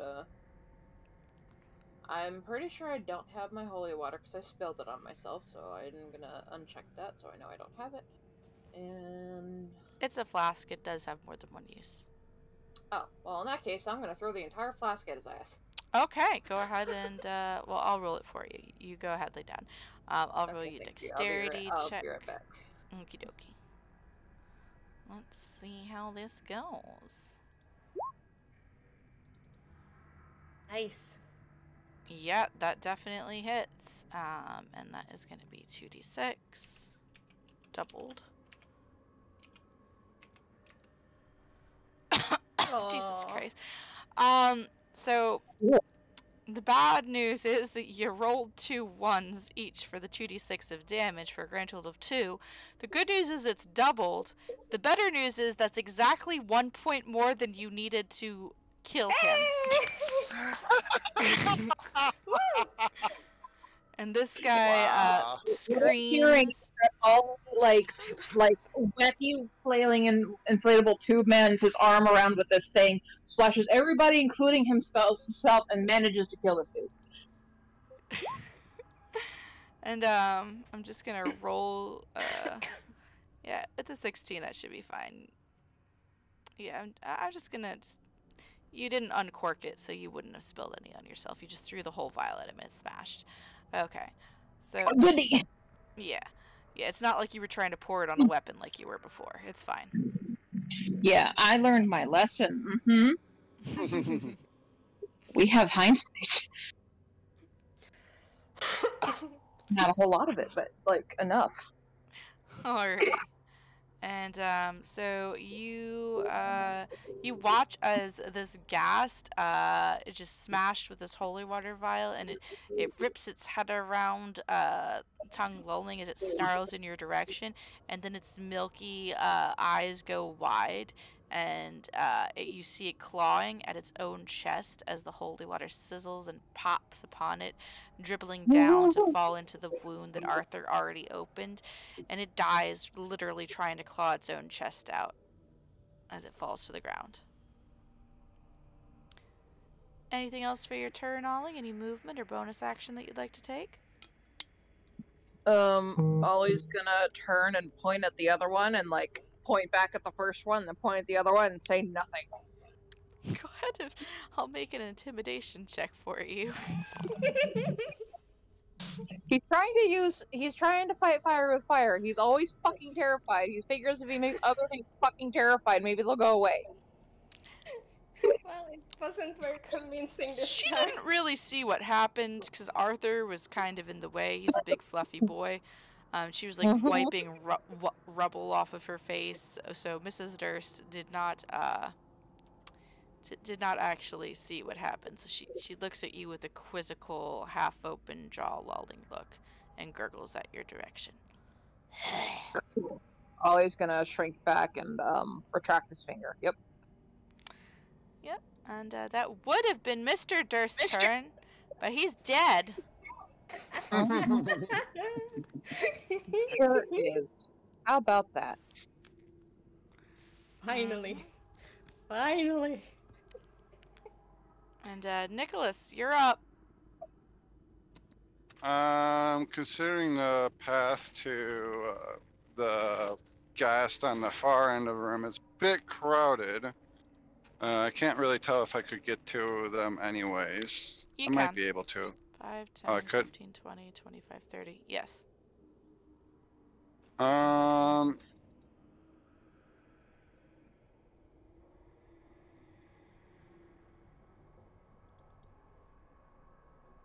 Okay. Do you want me to move you there? No, I'm thinking. Sorry. Or if you just want to be Because 10 ready feet from them. to. Yeah, I'm Then gonna make probably myself the some final- 10 feet.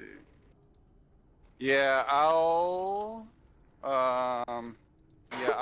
go 10 feet away from them and attack with the glaive. Alright, you go and you... Whoop, not stretch. You long cat. You hop up on the bed and you slash downwards with your glaive. Do you need me to roll it, or are you still in the thing? Can roll it. I got it. You got it. I like rolling this cool die I got on D&D Beyond. I wasn't sure if you were driving yet, so I thought I should ask. 14 to hit. Oh, I can see You just barely managed to strike it. Woo! Alright, and then not raging, so that is 6 points of slashing damage. Alrighty. 14 is my lucky number today.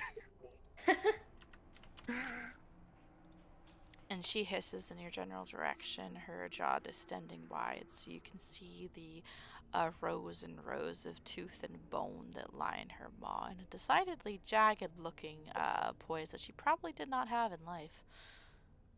Oh, I did not realize I could stand on the bed. I did not realize that was a thing. Yep. Did I have any movement left? Yeah. Seeing this, I will step back. How much movement do I have 15, left? 20. You've moved 25 feet, so that means you currently have 5 feet left. Ooh, 5 feet left. Not more. Rebexy has more than 30, no? We did a thing. Don't okay. worry about Yeah, it. it's slightly. I could technically move more if I use my feline agility, but I don't know if I want to use that, and it's very Yeah, tight that's quarters. fine. You know what? Why not? Yeah, let's use my feline agility and get myself to over here. I can't see your ping. No. Oh, there you go. Ish, somewhere to like maybe bait them. I don't know. Yeah. Alrighty. No, why don't you come over here, missus? You shouldn't be locked up in the closet like that. When did he get a Scottish accent? But anyway, I don't know. I don't know why Scottish came out. she is going to accept your invitation to jump up on the bed with you. I did. I heard him say, "Why don't you come over I here?" I just realized I did want to move farther back because going there really wouldn't have done much. Sorry. I was still trying to like figure it out. I'll probably have tried to move over here. She still has enough movement to get if to that's you okay. there. Yep, it's fine. She's With, still coming. with the feline. Okay. I was gonna see if maybe if I could get it to proc somebody else's attack of opportunity, but unsure. Nope. She did not come within anybody else's range when she beelined for you. But is it a 24 hit? I don't think so. I have that really cool thing No. that just says no. No. So that's going to be 11 slashing damage, and I'm gonna need you to make me a Constitution saving throw. Okay, well, at least that's my best saving throw. Oh, don't say that. Oh yeah, no, because that didn't help me with the other session actually. That never helps me with the other session when I say that. Mm-hmm. Did it help you this time? No. I'm rolling it. I'm rolling it. Oh no, maybe I don't know. 11. Oh, you just barely made it. You start to feel your limbs seize up as her dirty, jagged, claw-like nails dig into your lightly furred flesh, tearing deep furrows of red. You can feel infections spread up your arm and make the muscles seize up, but you manage to just barely shake it off. Oof. Nasty. Mm-hmm. And that's going to be the end of his turn. Gone, you're up.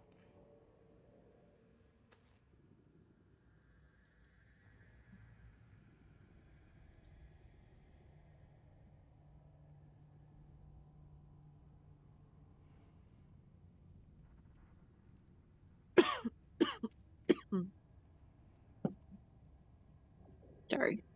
You're good. I just saw that, Hans. Arsives. I love it. Nya nya. Well, that's what I heard. I didn't hear Scottish. I just heard a. You don't need to be in the closet, lady. Why don't you come over here, meow? Meow. God damn it.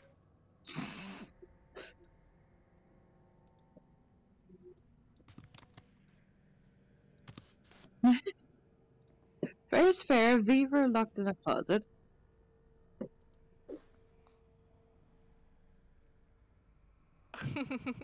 So Pulls up. Gon pulls out their shield and casts Sacred Flame at this creature. And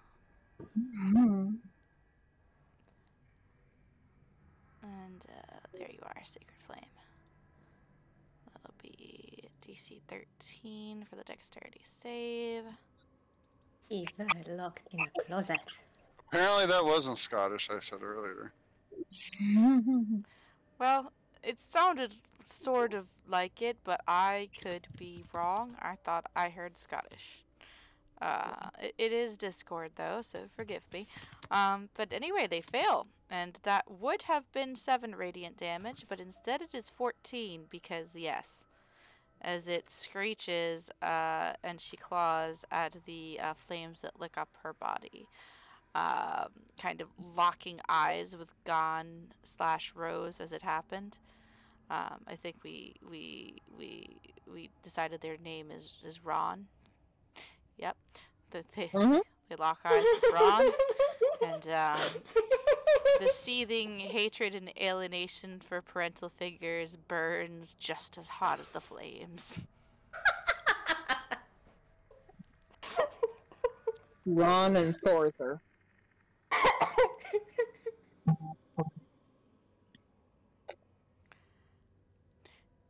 And, yeah, you back slowly just towards noticed the the bye-bye hallway, pop-up. just sticking out your tongue the entire time. Alrighty. I just saw the bye-bye Papa. And that'll be Arthur's turn now. Do-do. Do-do. Do-do-do-do-do-do. Bye-bye, mama. So long, farewell, auf Wiedersehen, adieu. That hits, it does, for 10 slashing damage. She's still up. Damage for you. Boom. And then whoosh, she catches flame, her body flailing and shrieking as it is reduced to a charred husk, as that 8 is doubled and made 16.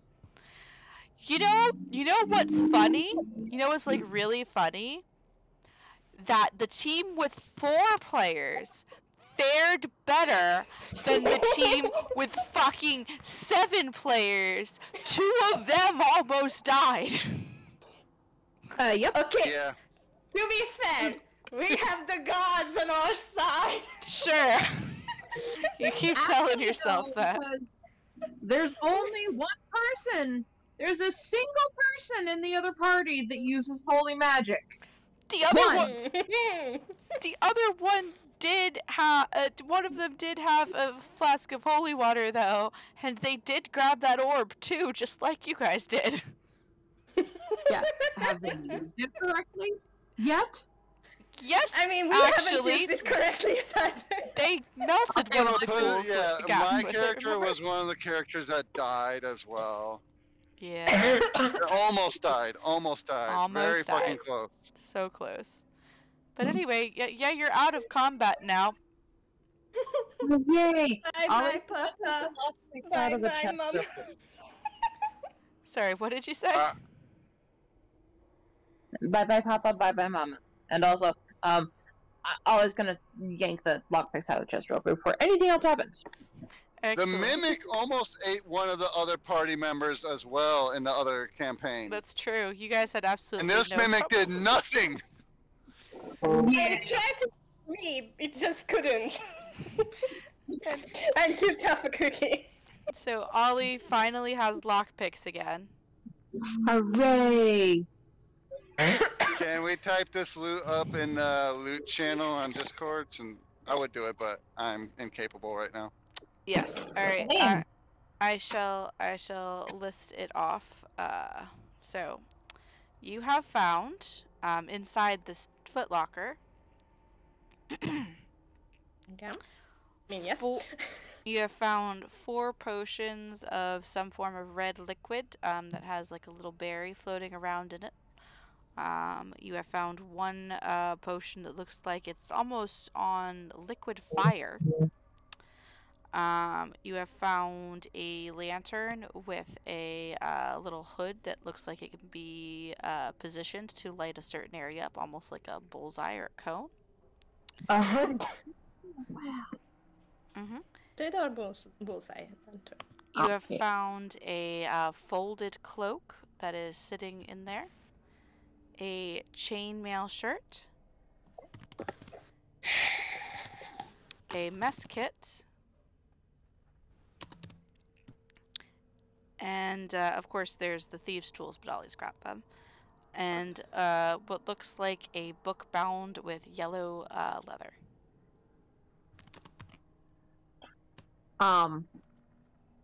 Based on what they found earlier, Ollie's gonna check and see if that's people leather.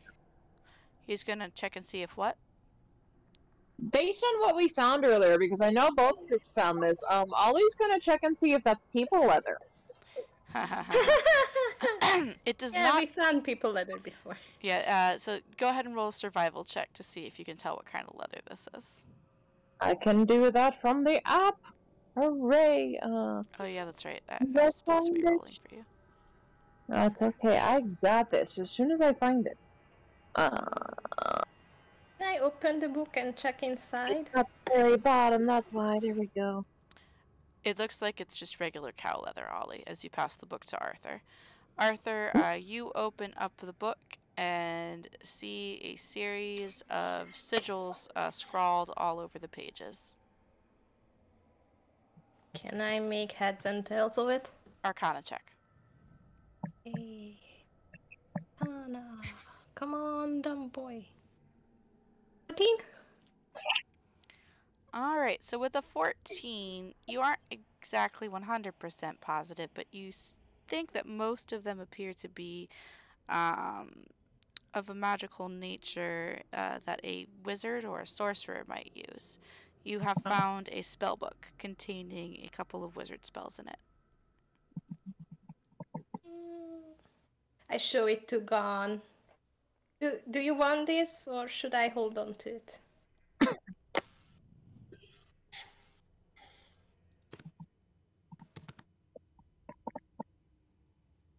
And Gon said he's casting Ritual cast detect ritual. magic. Yeah. Yeah. This is all happening while they're so. doing that because I believe that takes 10 minutes to cast, if I'm not mistaken. I think so. Something like that. Can I could also just divine sense stuff. But, you know, it's kind of close to the basement right now. Also, Divine Sense isn't really going to tell you what kind of magic it is unless it's specifically necrotic. Yeah, so Gon says that you can hold on to it if you like. We might meet a wizard. And what are you guys doing with the potions of a sort, or is Gon using detect magic on those as well? Nick, seeing that there are potions, would ask, probably Gon, any chance one of those could restore someone's vitality? So, as Gon finishes casting Detect Magic, this is what you feel. You feel a strong pulse of necrotic magic basically all around you, as you are pretty used to at this point, and just didn't realize you were so used to. But from the particular items that you're looking at, you do see a shimmering kind of magical essence surrounding the cloak that seems to be almost protective in nature. You also feel a sort of restorative magic surrounding the 4 potions that have the little berry floating in it. And you feel what feels like a strong aura of like fire-based magic, that evocation magic around the flask of the fiery-looking liquid.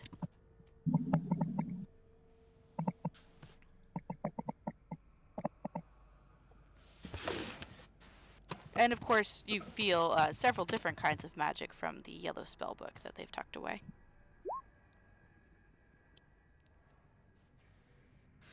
Did you say it was evocation for the fire? Evocation, yeah. Air flask? Mhm. Evocation, sorry.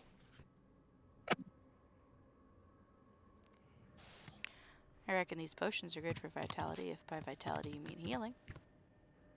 Yes. Is it okay if I could have one of those at...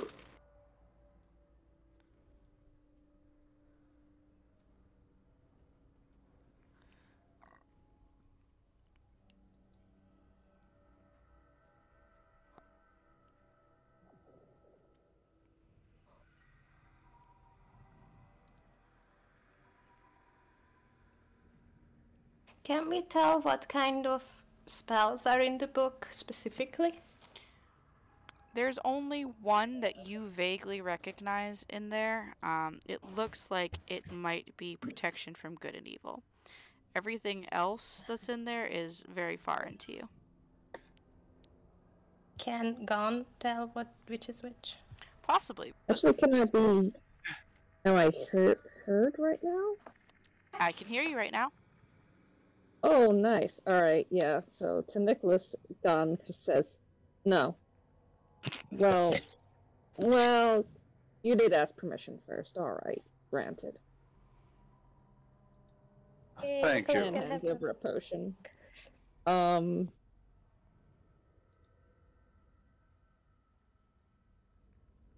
think Gon is gonna just not really say anything and just put on the cloak, just like it. Can you tell what spells are in this? I recognize this one, kind of. I'll Similar take to a what I look. do, but Are you on Arcana? or just the detect magic. Oh, just the detect magic? And Gon, as you put on this cloak, you feel like you get a +1 bonus to your AC whenever you're wearing it, because it is a cloak of protection. Hey, That is so good. dibs pay. I want that cloak so badly, but Gon did have first dibs considering we grabbed all the crossbows. If Rose ends up leaving me at some point, Gon will be more open to persuasion. But right now, Rose and Gon feel like an adult wearing this cloak. This is parents' cloak, and now it is my cloak. I'm so grown up. Oh yeah, no, I'm not saying that this is out of character, but I really wanted that cloak. I'm sure all of us really want that cloak. No, I'm fine. Oh, well, The Arthur's chain, fine. on the other hand, does it look better than my own shirt? So it is a chain shirt. Sorry, not chainmail, chain shirt. Is there a difference? Yes. What is AC Is it bonus better on than a chain chainmail? shirt? Hold on. This is beyond me.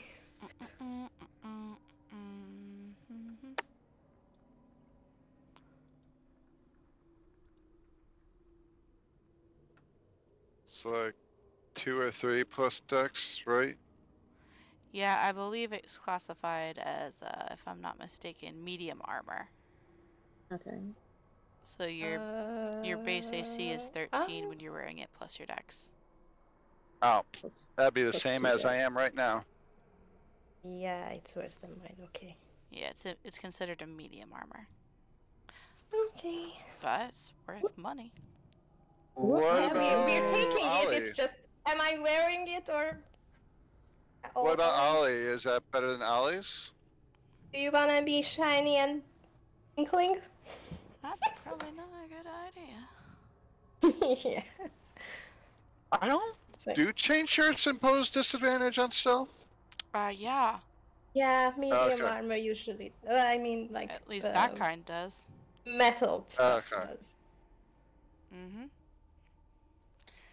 So, just so you guys have some reference for when you're adding this to your things, you have found 4 regular potions of healing, of which Nicholas has Which- 1 and Gon has 3.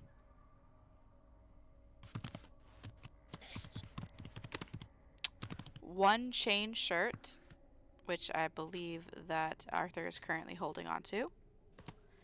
1 cloak of protection, which Gon has equipped. A mess kit, And which then, nobody has claimed yet. A flask of Alchemist's Fire.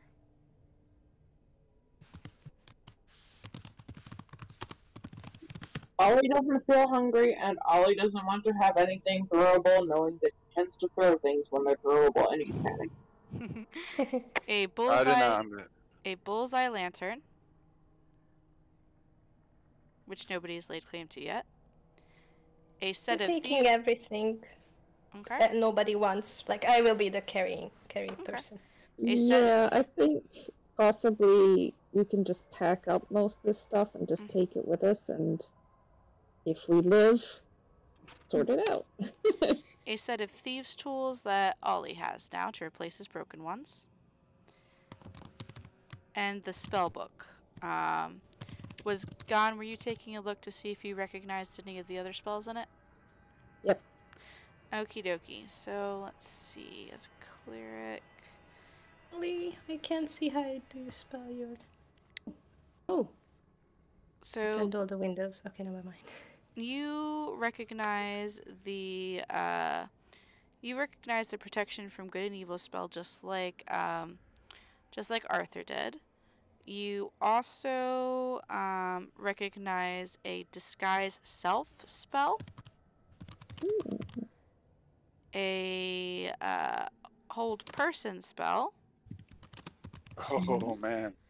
a dark vision spell, Mhm. and an invisibility spell. Although there's still a couple of other spells in there that you don't know right now. Shit, that was a high level caster. Yeah. Gon just That's above waves, game, sorry. yeah. Gon just waves the spellbook in front of Arthur's nose and says, "Good shit, I'll tell you what." And Do you unfortunately, list the ones you recognize? I think he just sums it up as good shit. Okay. No, just from one spellcaster to another sort of spellcaster. Arthur kind of wanted to know exactly what was in it. But he's like, oh, okay, thanks. Puts it away. you also still have a half-opened wardrobe and a crate that you haven't looked into yet. Ollie will go Uh, look at the crate, and also Thorn internally. You said a bad word. Dun, dun, dun. He's used to it. also, It's I just- did not hear what Ollie said. Did they want the chain shirt or no? Ollie kind of looks at the chain shirt, and then looks at Nick, and looks at the chain shirt, and he just says very politely, I like not being noticed by things in this house, but thank you. Alright. Okay, so chain. Oh my gosh. Alrighty, so Ollie goes and checks out the crate, and you find about 30 torches and a large This is sack, my time to shine. a large sack of candles, and it about 15 or so. Why did you give us fire? Ollie, The lifts answer is both fire. hands. One hand is full of candles, the other one is full of unlit torches, and he turns around and holds both hands in the air like he's praising the sun, and he says, "We're safe!" Arthur, Arthur Hard recoils with guilt, rising up. Should I put those away for you? Like, some of them, I can carry them and... He points a candle filled with no touchy. You know, take candle. Arthur backs away with his hands raised. Nicholas will also want to take us down a potion of healing that he got from Gon. And then if no one else is going to look through the half-open dresser... Wait, time out. Did you say you're drinking the potion? Of healing, right? Putting it away. You said you're putting it away, or did you say you're drinking it? Potion, I was told it's a potion of healing, right? It's a potion of healing. What did you say you were doing with it? You cut out. Drinking. Why? I just took a big attack from that ghast. I thought it didn't hit Like, you. You did 11 damage to me. Oh yeah, that's right, I did. Oh, fuck. Ha ha ha. Forgot. Ha ha ha. I'm like, okay, I won't take that damage. Gladly so. I forgot about that. So that'll be 2d4 I'll plus 2. gladly not take 11 damage and have a potion of healing on me. DM Misha says walk it off. Hey, yeah. Alright, you get 5 health back. Alright.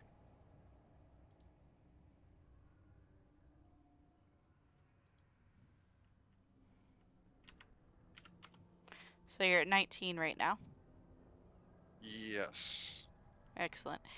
Okie dokie. So, who said they were looking at the wardrobe? Nick. I said I would look into it.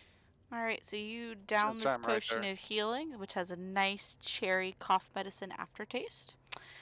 And then you turn your eyes in the direction of the wardrobe and take a peek in there. And you find several black ropes, a pair of slightly oxidizing iron candlesticks, and a black bag that's made of very interesting sort of veloury textured material.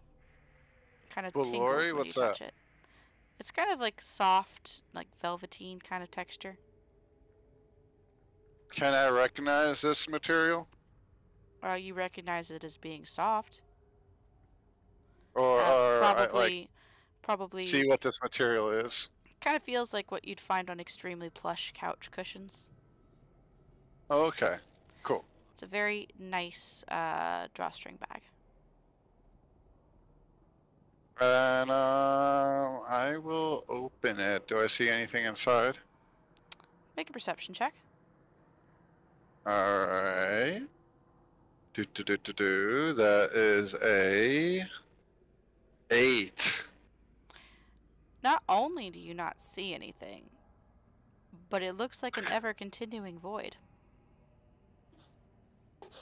I look inside and I read.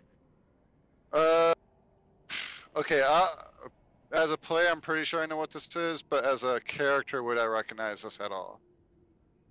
Make an intelligence check. Intelligence. Hey, a barbarian with a +1 intelligence. 14. You've heard of bags that can hold more than what they should. Several different kinds of them, in fact. You're not sure which kind this is with a 14, but you think it might be something that can hold more than you would expect. Now, this is me not knowing as a player, or maybe confusing systems. Would I be able to, knowing what I think it is, would I know that I could turn it inside out to empty it of any possible contents, or just hold it upside down You probably over the wouldn't. bed? You probably wouldn't know that, but you could definitely attempt to since it's so weird looking. All right. Yeah, I would just try to hold it upside down, shaking it out over the bed. So you proceed to turn it upside down, shaking it sharply. What first comes out is a cascade of copper, silver, and gold coins, where previously there had been nothing. Soon there is a small pile of them on the bed. There's about 350 gold coins, 270 silver coins, and about 1,000 or so copper. God damn. Next comes a series of bones. They start out small, ranging from maybe about the size of your finger or a palm, and then get steadily larger to be femurs and parts of spinal column, until it finally culminates in a series of skulls from various races plunking down on top of the gold. All in all, it appeared to be a bag of bones and gold. A bag of holding of bones and gold. And I just got a brilliant idea. Is there any normal bags amongst our group? Or would I have my own normal I bag? have a pouch. Everybody has whatever bag came with the kit that they chose at the time of your character creation. Yeah. I believe backpack like the too. Explorer's kit has like an actual backpack. Some kits have pouches. Okay. There's like a human skin bag, 2, 3 chambers down. There's a bag of centipedes. But that was like a coin purse size, right? Yeah. I just had this idea and need something at least like a satchel sized bag at the least. I have a backpack. It has stuff in it, but Would you mind moving your stuff from your backpack to this new bag we just found? And would I be able to use your backpack for whatever the sacrifice may be, since we now have the more than enough bones for a body, and say we've already completed this sacrifice? all right. Okay. Ollie appears confused and concerned. We can switch bags, and Arthur kind of gets his backpack and starts taking things out.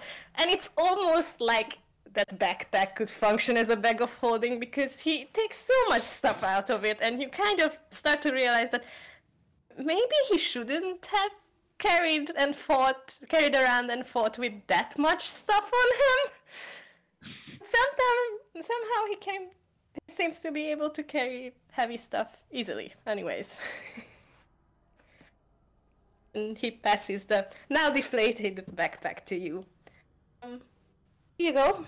Alright. And then, I start putting things as in you there. were doing that, Nicholas would just sweep the bones off the bed. Or not off the bed, I was going to use those. What was I just about to do? Ask for the gold, and then ask everyone. Ask for the gold and money that we just found. Are we going to decide that we're going to have basically a communal pool of money, or split this up evenly? Ollie, as he's peering in this room, trying to see if there's anything neat in there, he calls over his shoulder, I haven't had a need for gold in a very long time. I'll be happy enough to get it out of here. I did not catch that last part. He basically said, I haven't had need of gold in a very long time. I'll be happy enough just to get out of here. Gon or Arthur?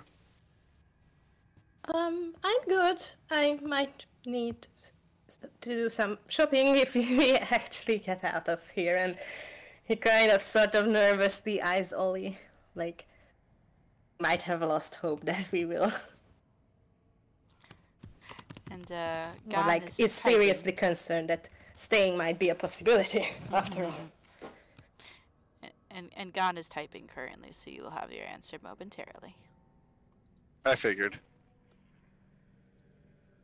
Arthur kind of fills up the bag of holding with all his stuff and the extra stuff that nobody claimed yet. So he can carry it easily. You can see him kind of readjust his stance, like the weight of his backpack is missing. At least you don't have to use an entire crate to carry all those torches and candles now, too. And then I will start loading at least one person's amount of bones into the backpack. Or no, two. There's enough skulls and I think enough bones, right? Yeah, there's enough to make several people with some bones missing. Then if I can fit it, make it 3. Lucky number 3. I don't think you can fit more than one small person in the backpack. At least unless you Oh. want to break all the bones to get them in there. I mean, how many ribs and femurs do you actually need for a person? The femurs are really just the largest part, largest bone. That would probably be the hardest to fit in the bag. So yeah, I'll just have one person amount of bones in the bag then. And Gon is like, sounds like communal is the decision here. Slightly regretfully. We can split it if we live, part ways.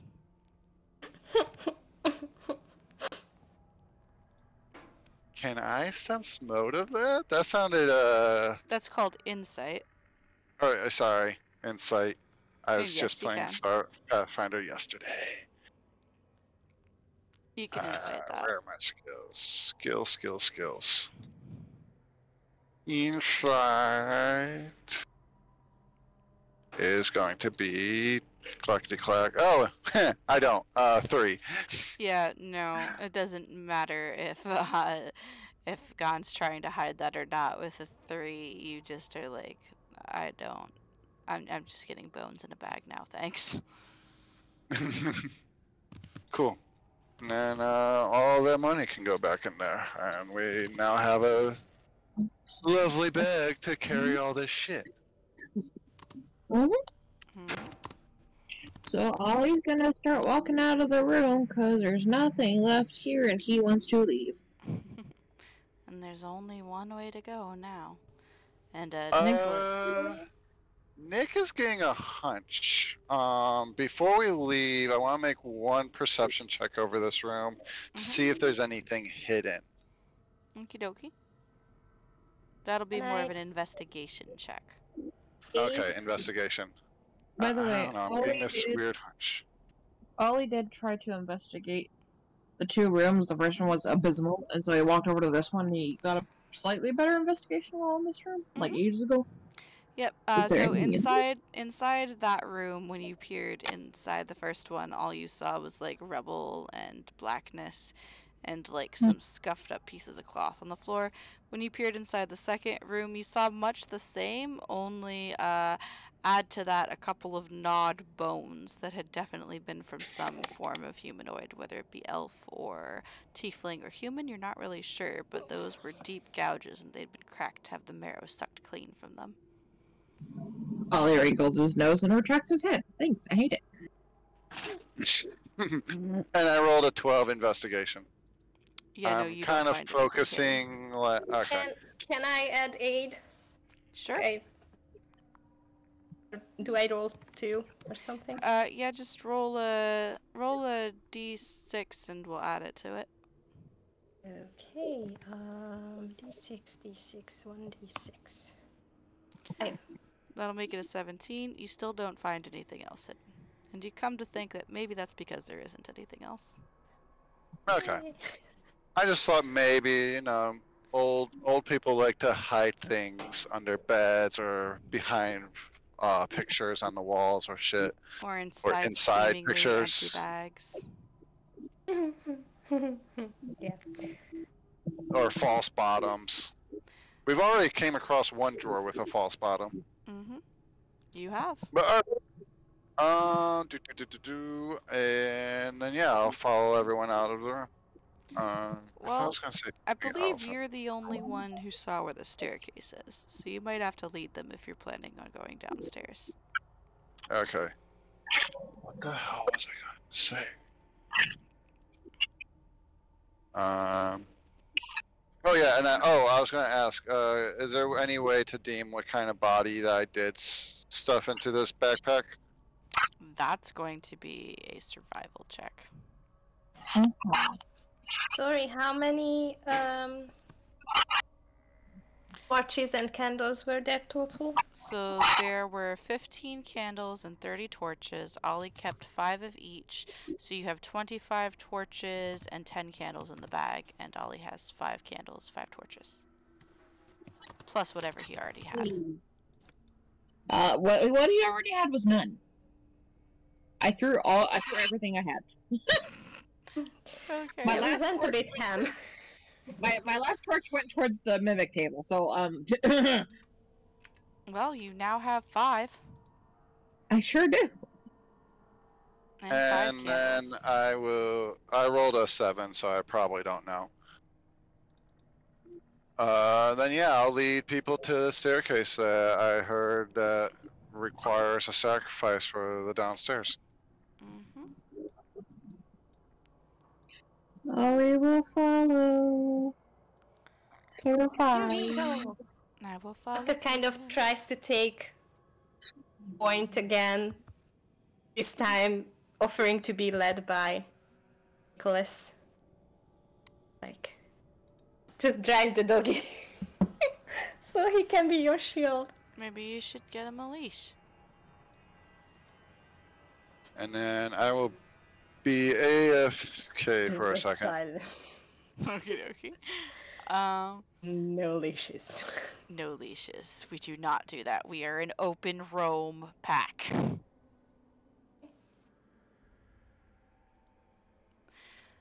Alrighty. So, Nicholas, Gon, Ollie, and Arthur, with various forms of who's in front being jostled about here, especially given Gan's proclivities towards leading when they have Rose inside them. Thankfully, Ollie's probably always in the back. But you guys make your way through the tunnels. And as you go, everybody can roll a perception check. Oh dear. I'll roll it for Nicholas since they said they were going to be right back. Well, actually, they don't have to roll it because they already heard it before. Yeah, no, I'm fine. This is fine.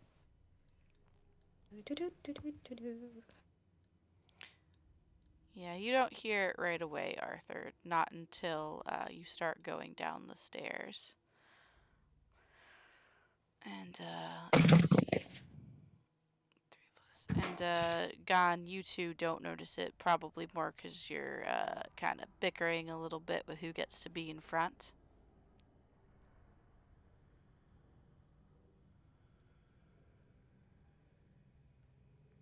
Just got back, sorry. Welcome back. Ollie is gloomily following behind. Do you need me to roll perception for you, Ollie?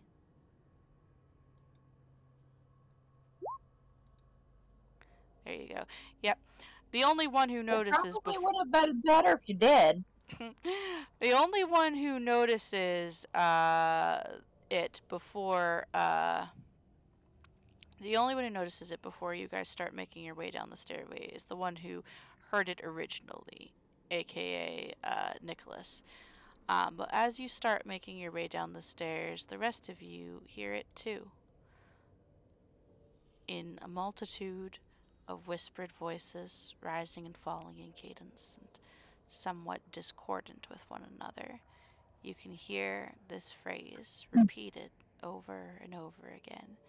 And Ollie, as you hear it, a shiver shoots up your spine because you remember that phrase. One must die. One must die. One must die. And the further you step down the staircase, the louder it rings in your ears. Yeah, Ollie's hands lift to cover his ears, and he knows he can't block out the voice. And you see he's kind of just staring ahead, and his eyes seem to glaze over. They almost go like, there's no shine left in them, there's no emotion left, there's just... You're not sure why, but he doesn't seem scared. Let the fear scared out of him.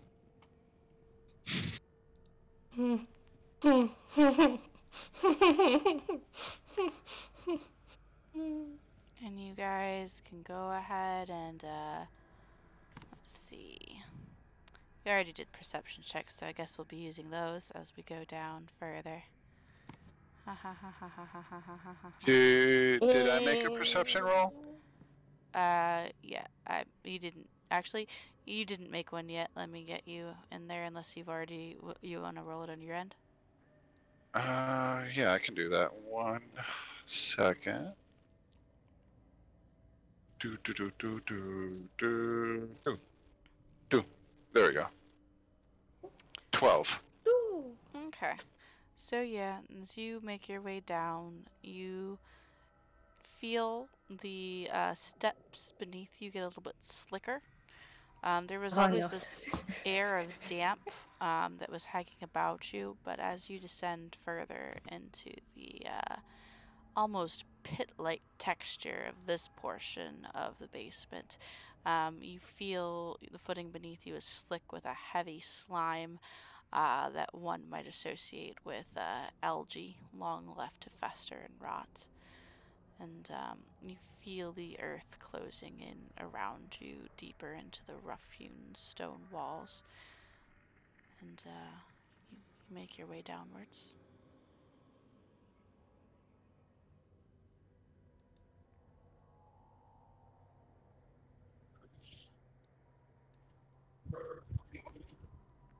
Well, don't all crowd at once. Oh yeah, Nick would still keep going. I didn't know if we were moving or not. Okie dokie, yeah. Yeah, he's cautiously going at the ready with his weapon.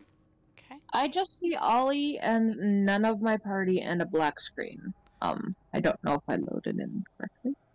Oh, I'm Scroll. also not at my phone, so I can't even see.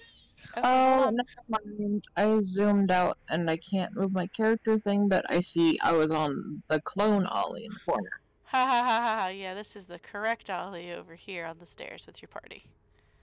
Yeah, I can't zoom back in. It's okay. Alright, Arthur, you peer around the corner and you see a series of pillars that seem to be cascading off into the darkness. It is not lit down here. It is completely 100% almost pitch black, with only the vaguest luminescence from the bits of algae and mold clinging to the walls as they glow ever so slightly. You can see several pillars and a couple of alcoves that have either been carved or dug into the wall from where you're standing in this room that is below you. Can most of us see in the dark? Like, can we all see in the dark, or should I light torch? I believe all of you actually have dark vision, if I'm not mistaken. Mm-hmm. I think so too. Yep, I do as well. I think we should use the darkness to our advantage and just go around this corner. Mm-hmm. In a whisper, it's I don't know if you were saying that out loud, I would have responded in a whisper.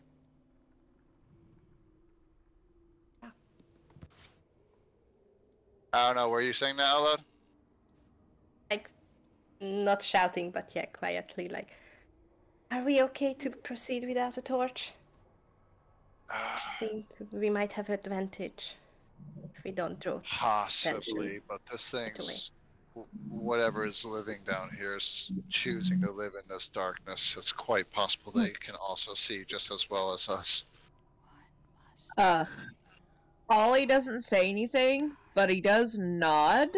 You're not sure what he's nodding to or in agreement to, but you see he's now violently trembling. Arthur offers a torch to Ollie, an extra one, just in case. He doesn't take it. Okay. If you're sure. He doesn't respond and he doesn't look at you. Ollie? Ollie, are you okay? Still no response. That's good to know.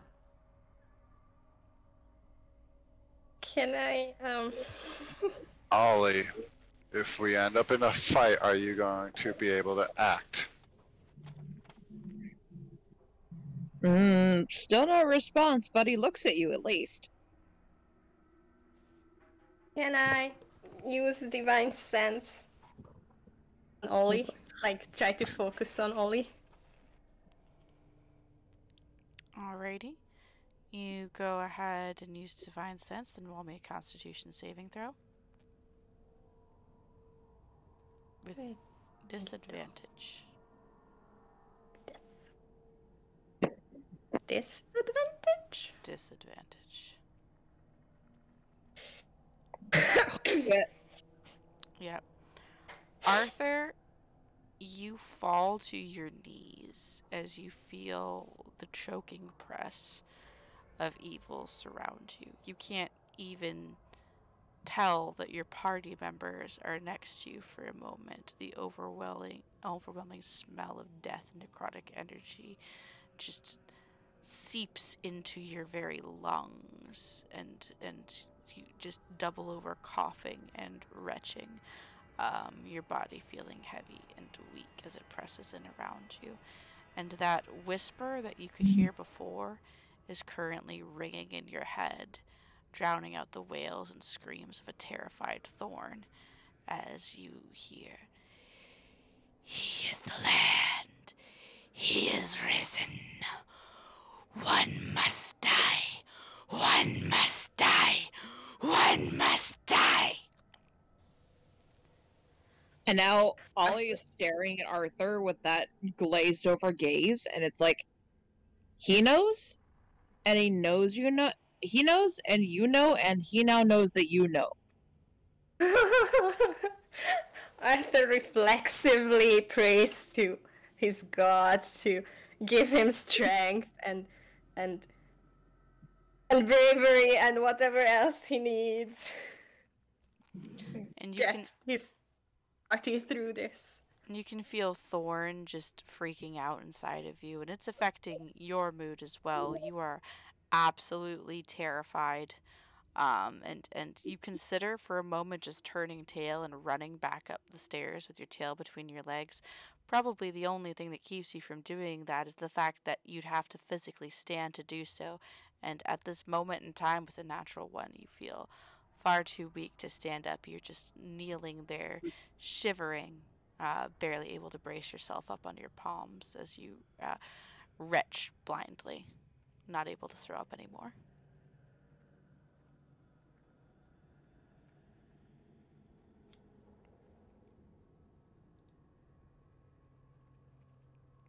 It's not too late to go back, Ollie finally says. Then do what? Wait as you have. Ollie looks at Nicholas and he says, plain and in a strangely calm tone, "The only way you'll be waiting as I have is if you proceed." Then what do you suggest that we can do to better our situation upstairs?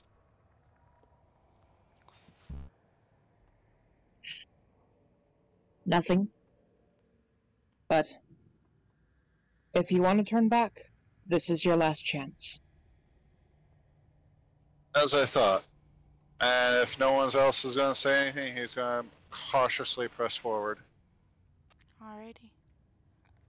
So as Nicholas descends the steps, Arthur, as your defined sense fades away, you feel the pressure receding from your mind somewhat, and you feel like you might be able to stand up. You're still very shaky, and the terror that is thrumming within Thorn is still thrumming within you, but you have enough hold on yourself that you can make your own decisions despite the fear right now.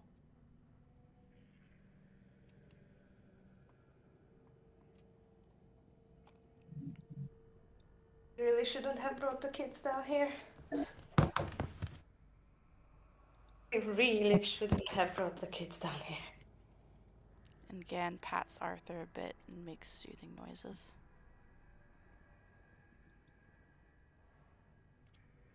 I tried to tell you, Ollie says quietly.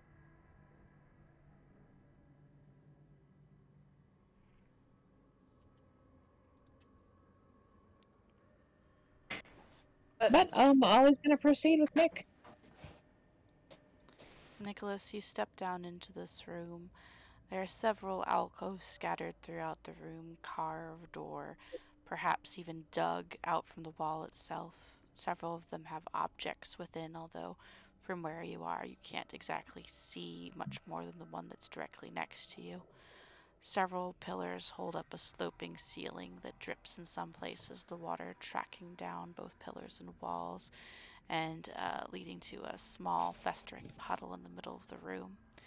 You see two hallways, both of them to the south, leading off into darkness. And with your night vision, you can see where one ends in a curve of the hallway, and the other ends at a slope in the ground itself, leading down to black, stagnant water and a portcullis that reaches from floor to ceiling, blocking you entrance in that direction. So you're not sure whether that's a good thing or a bad thing at this point.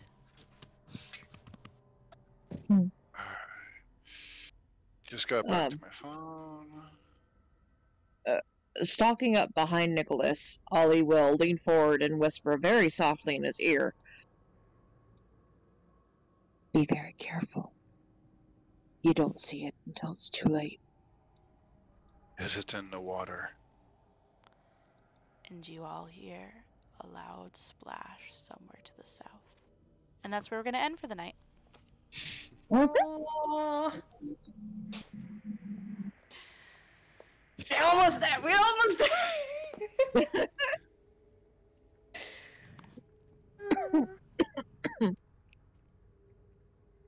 Nice and spooky. Oh, sorry, Spooky. No, I didn't mean you, baby. I'm sorry. I'm loving the intensity.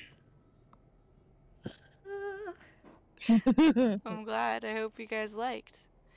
Well, thank you out there, anybody who was watching tonight. We greatly appreciate having you with us in this first half of Strad Sundays. You can see some of us again in about 30 minutes for the second session with our more serious group, although this one took a rather serious tone for the evening. Even the Scooby crew can get real every once in a while. But yeah, see you in about 30 minutes if you stick around. If you don't, you can see myself and Vaughn and Felix on Friday for the last Friday of the month B Crew episode Into the Dreamverse. And from those of us here at Curses, also maybe vampires. Good night, and don't let the durst bite. Good night! Good night.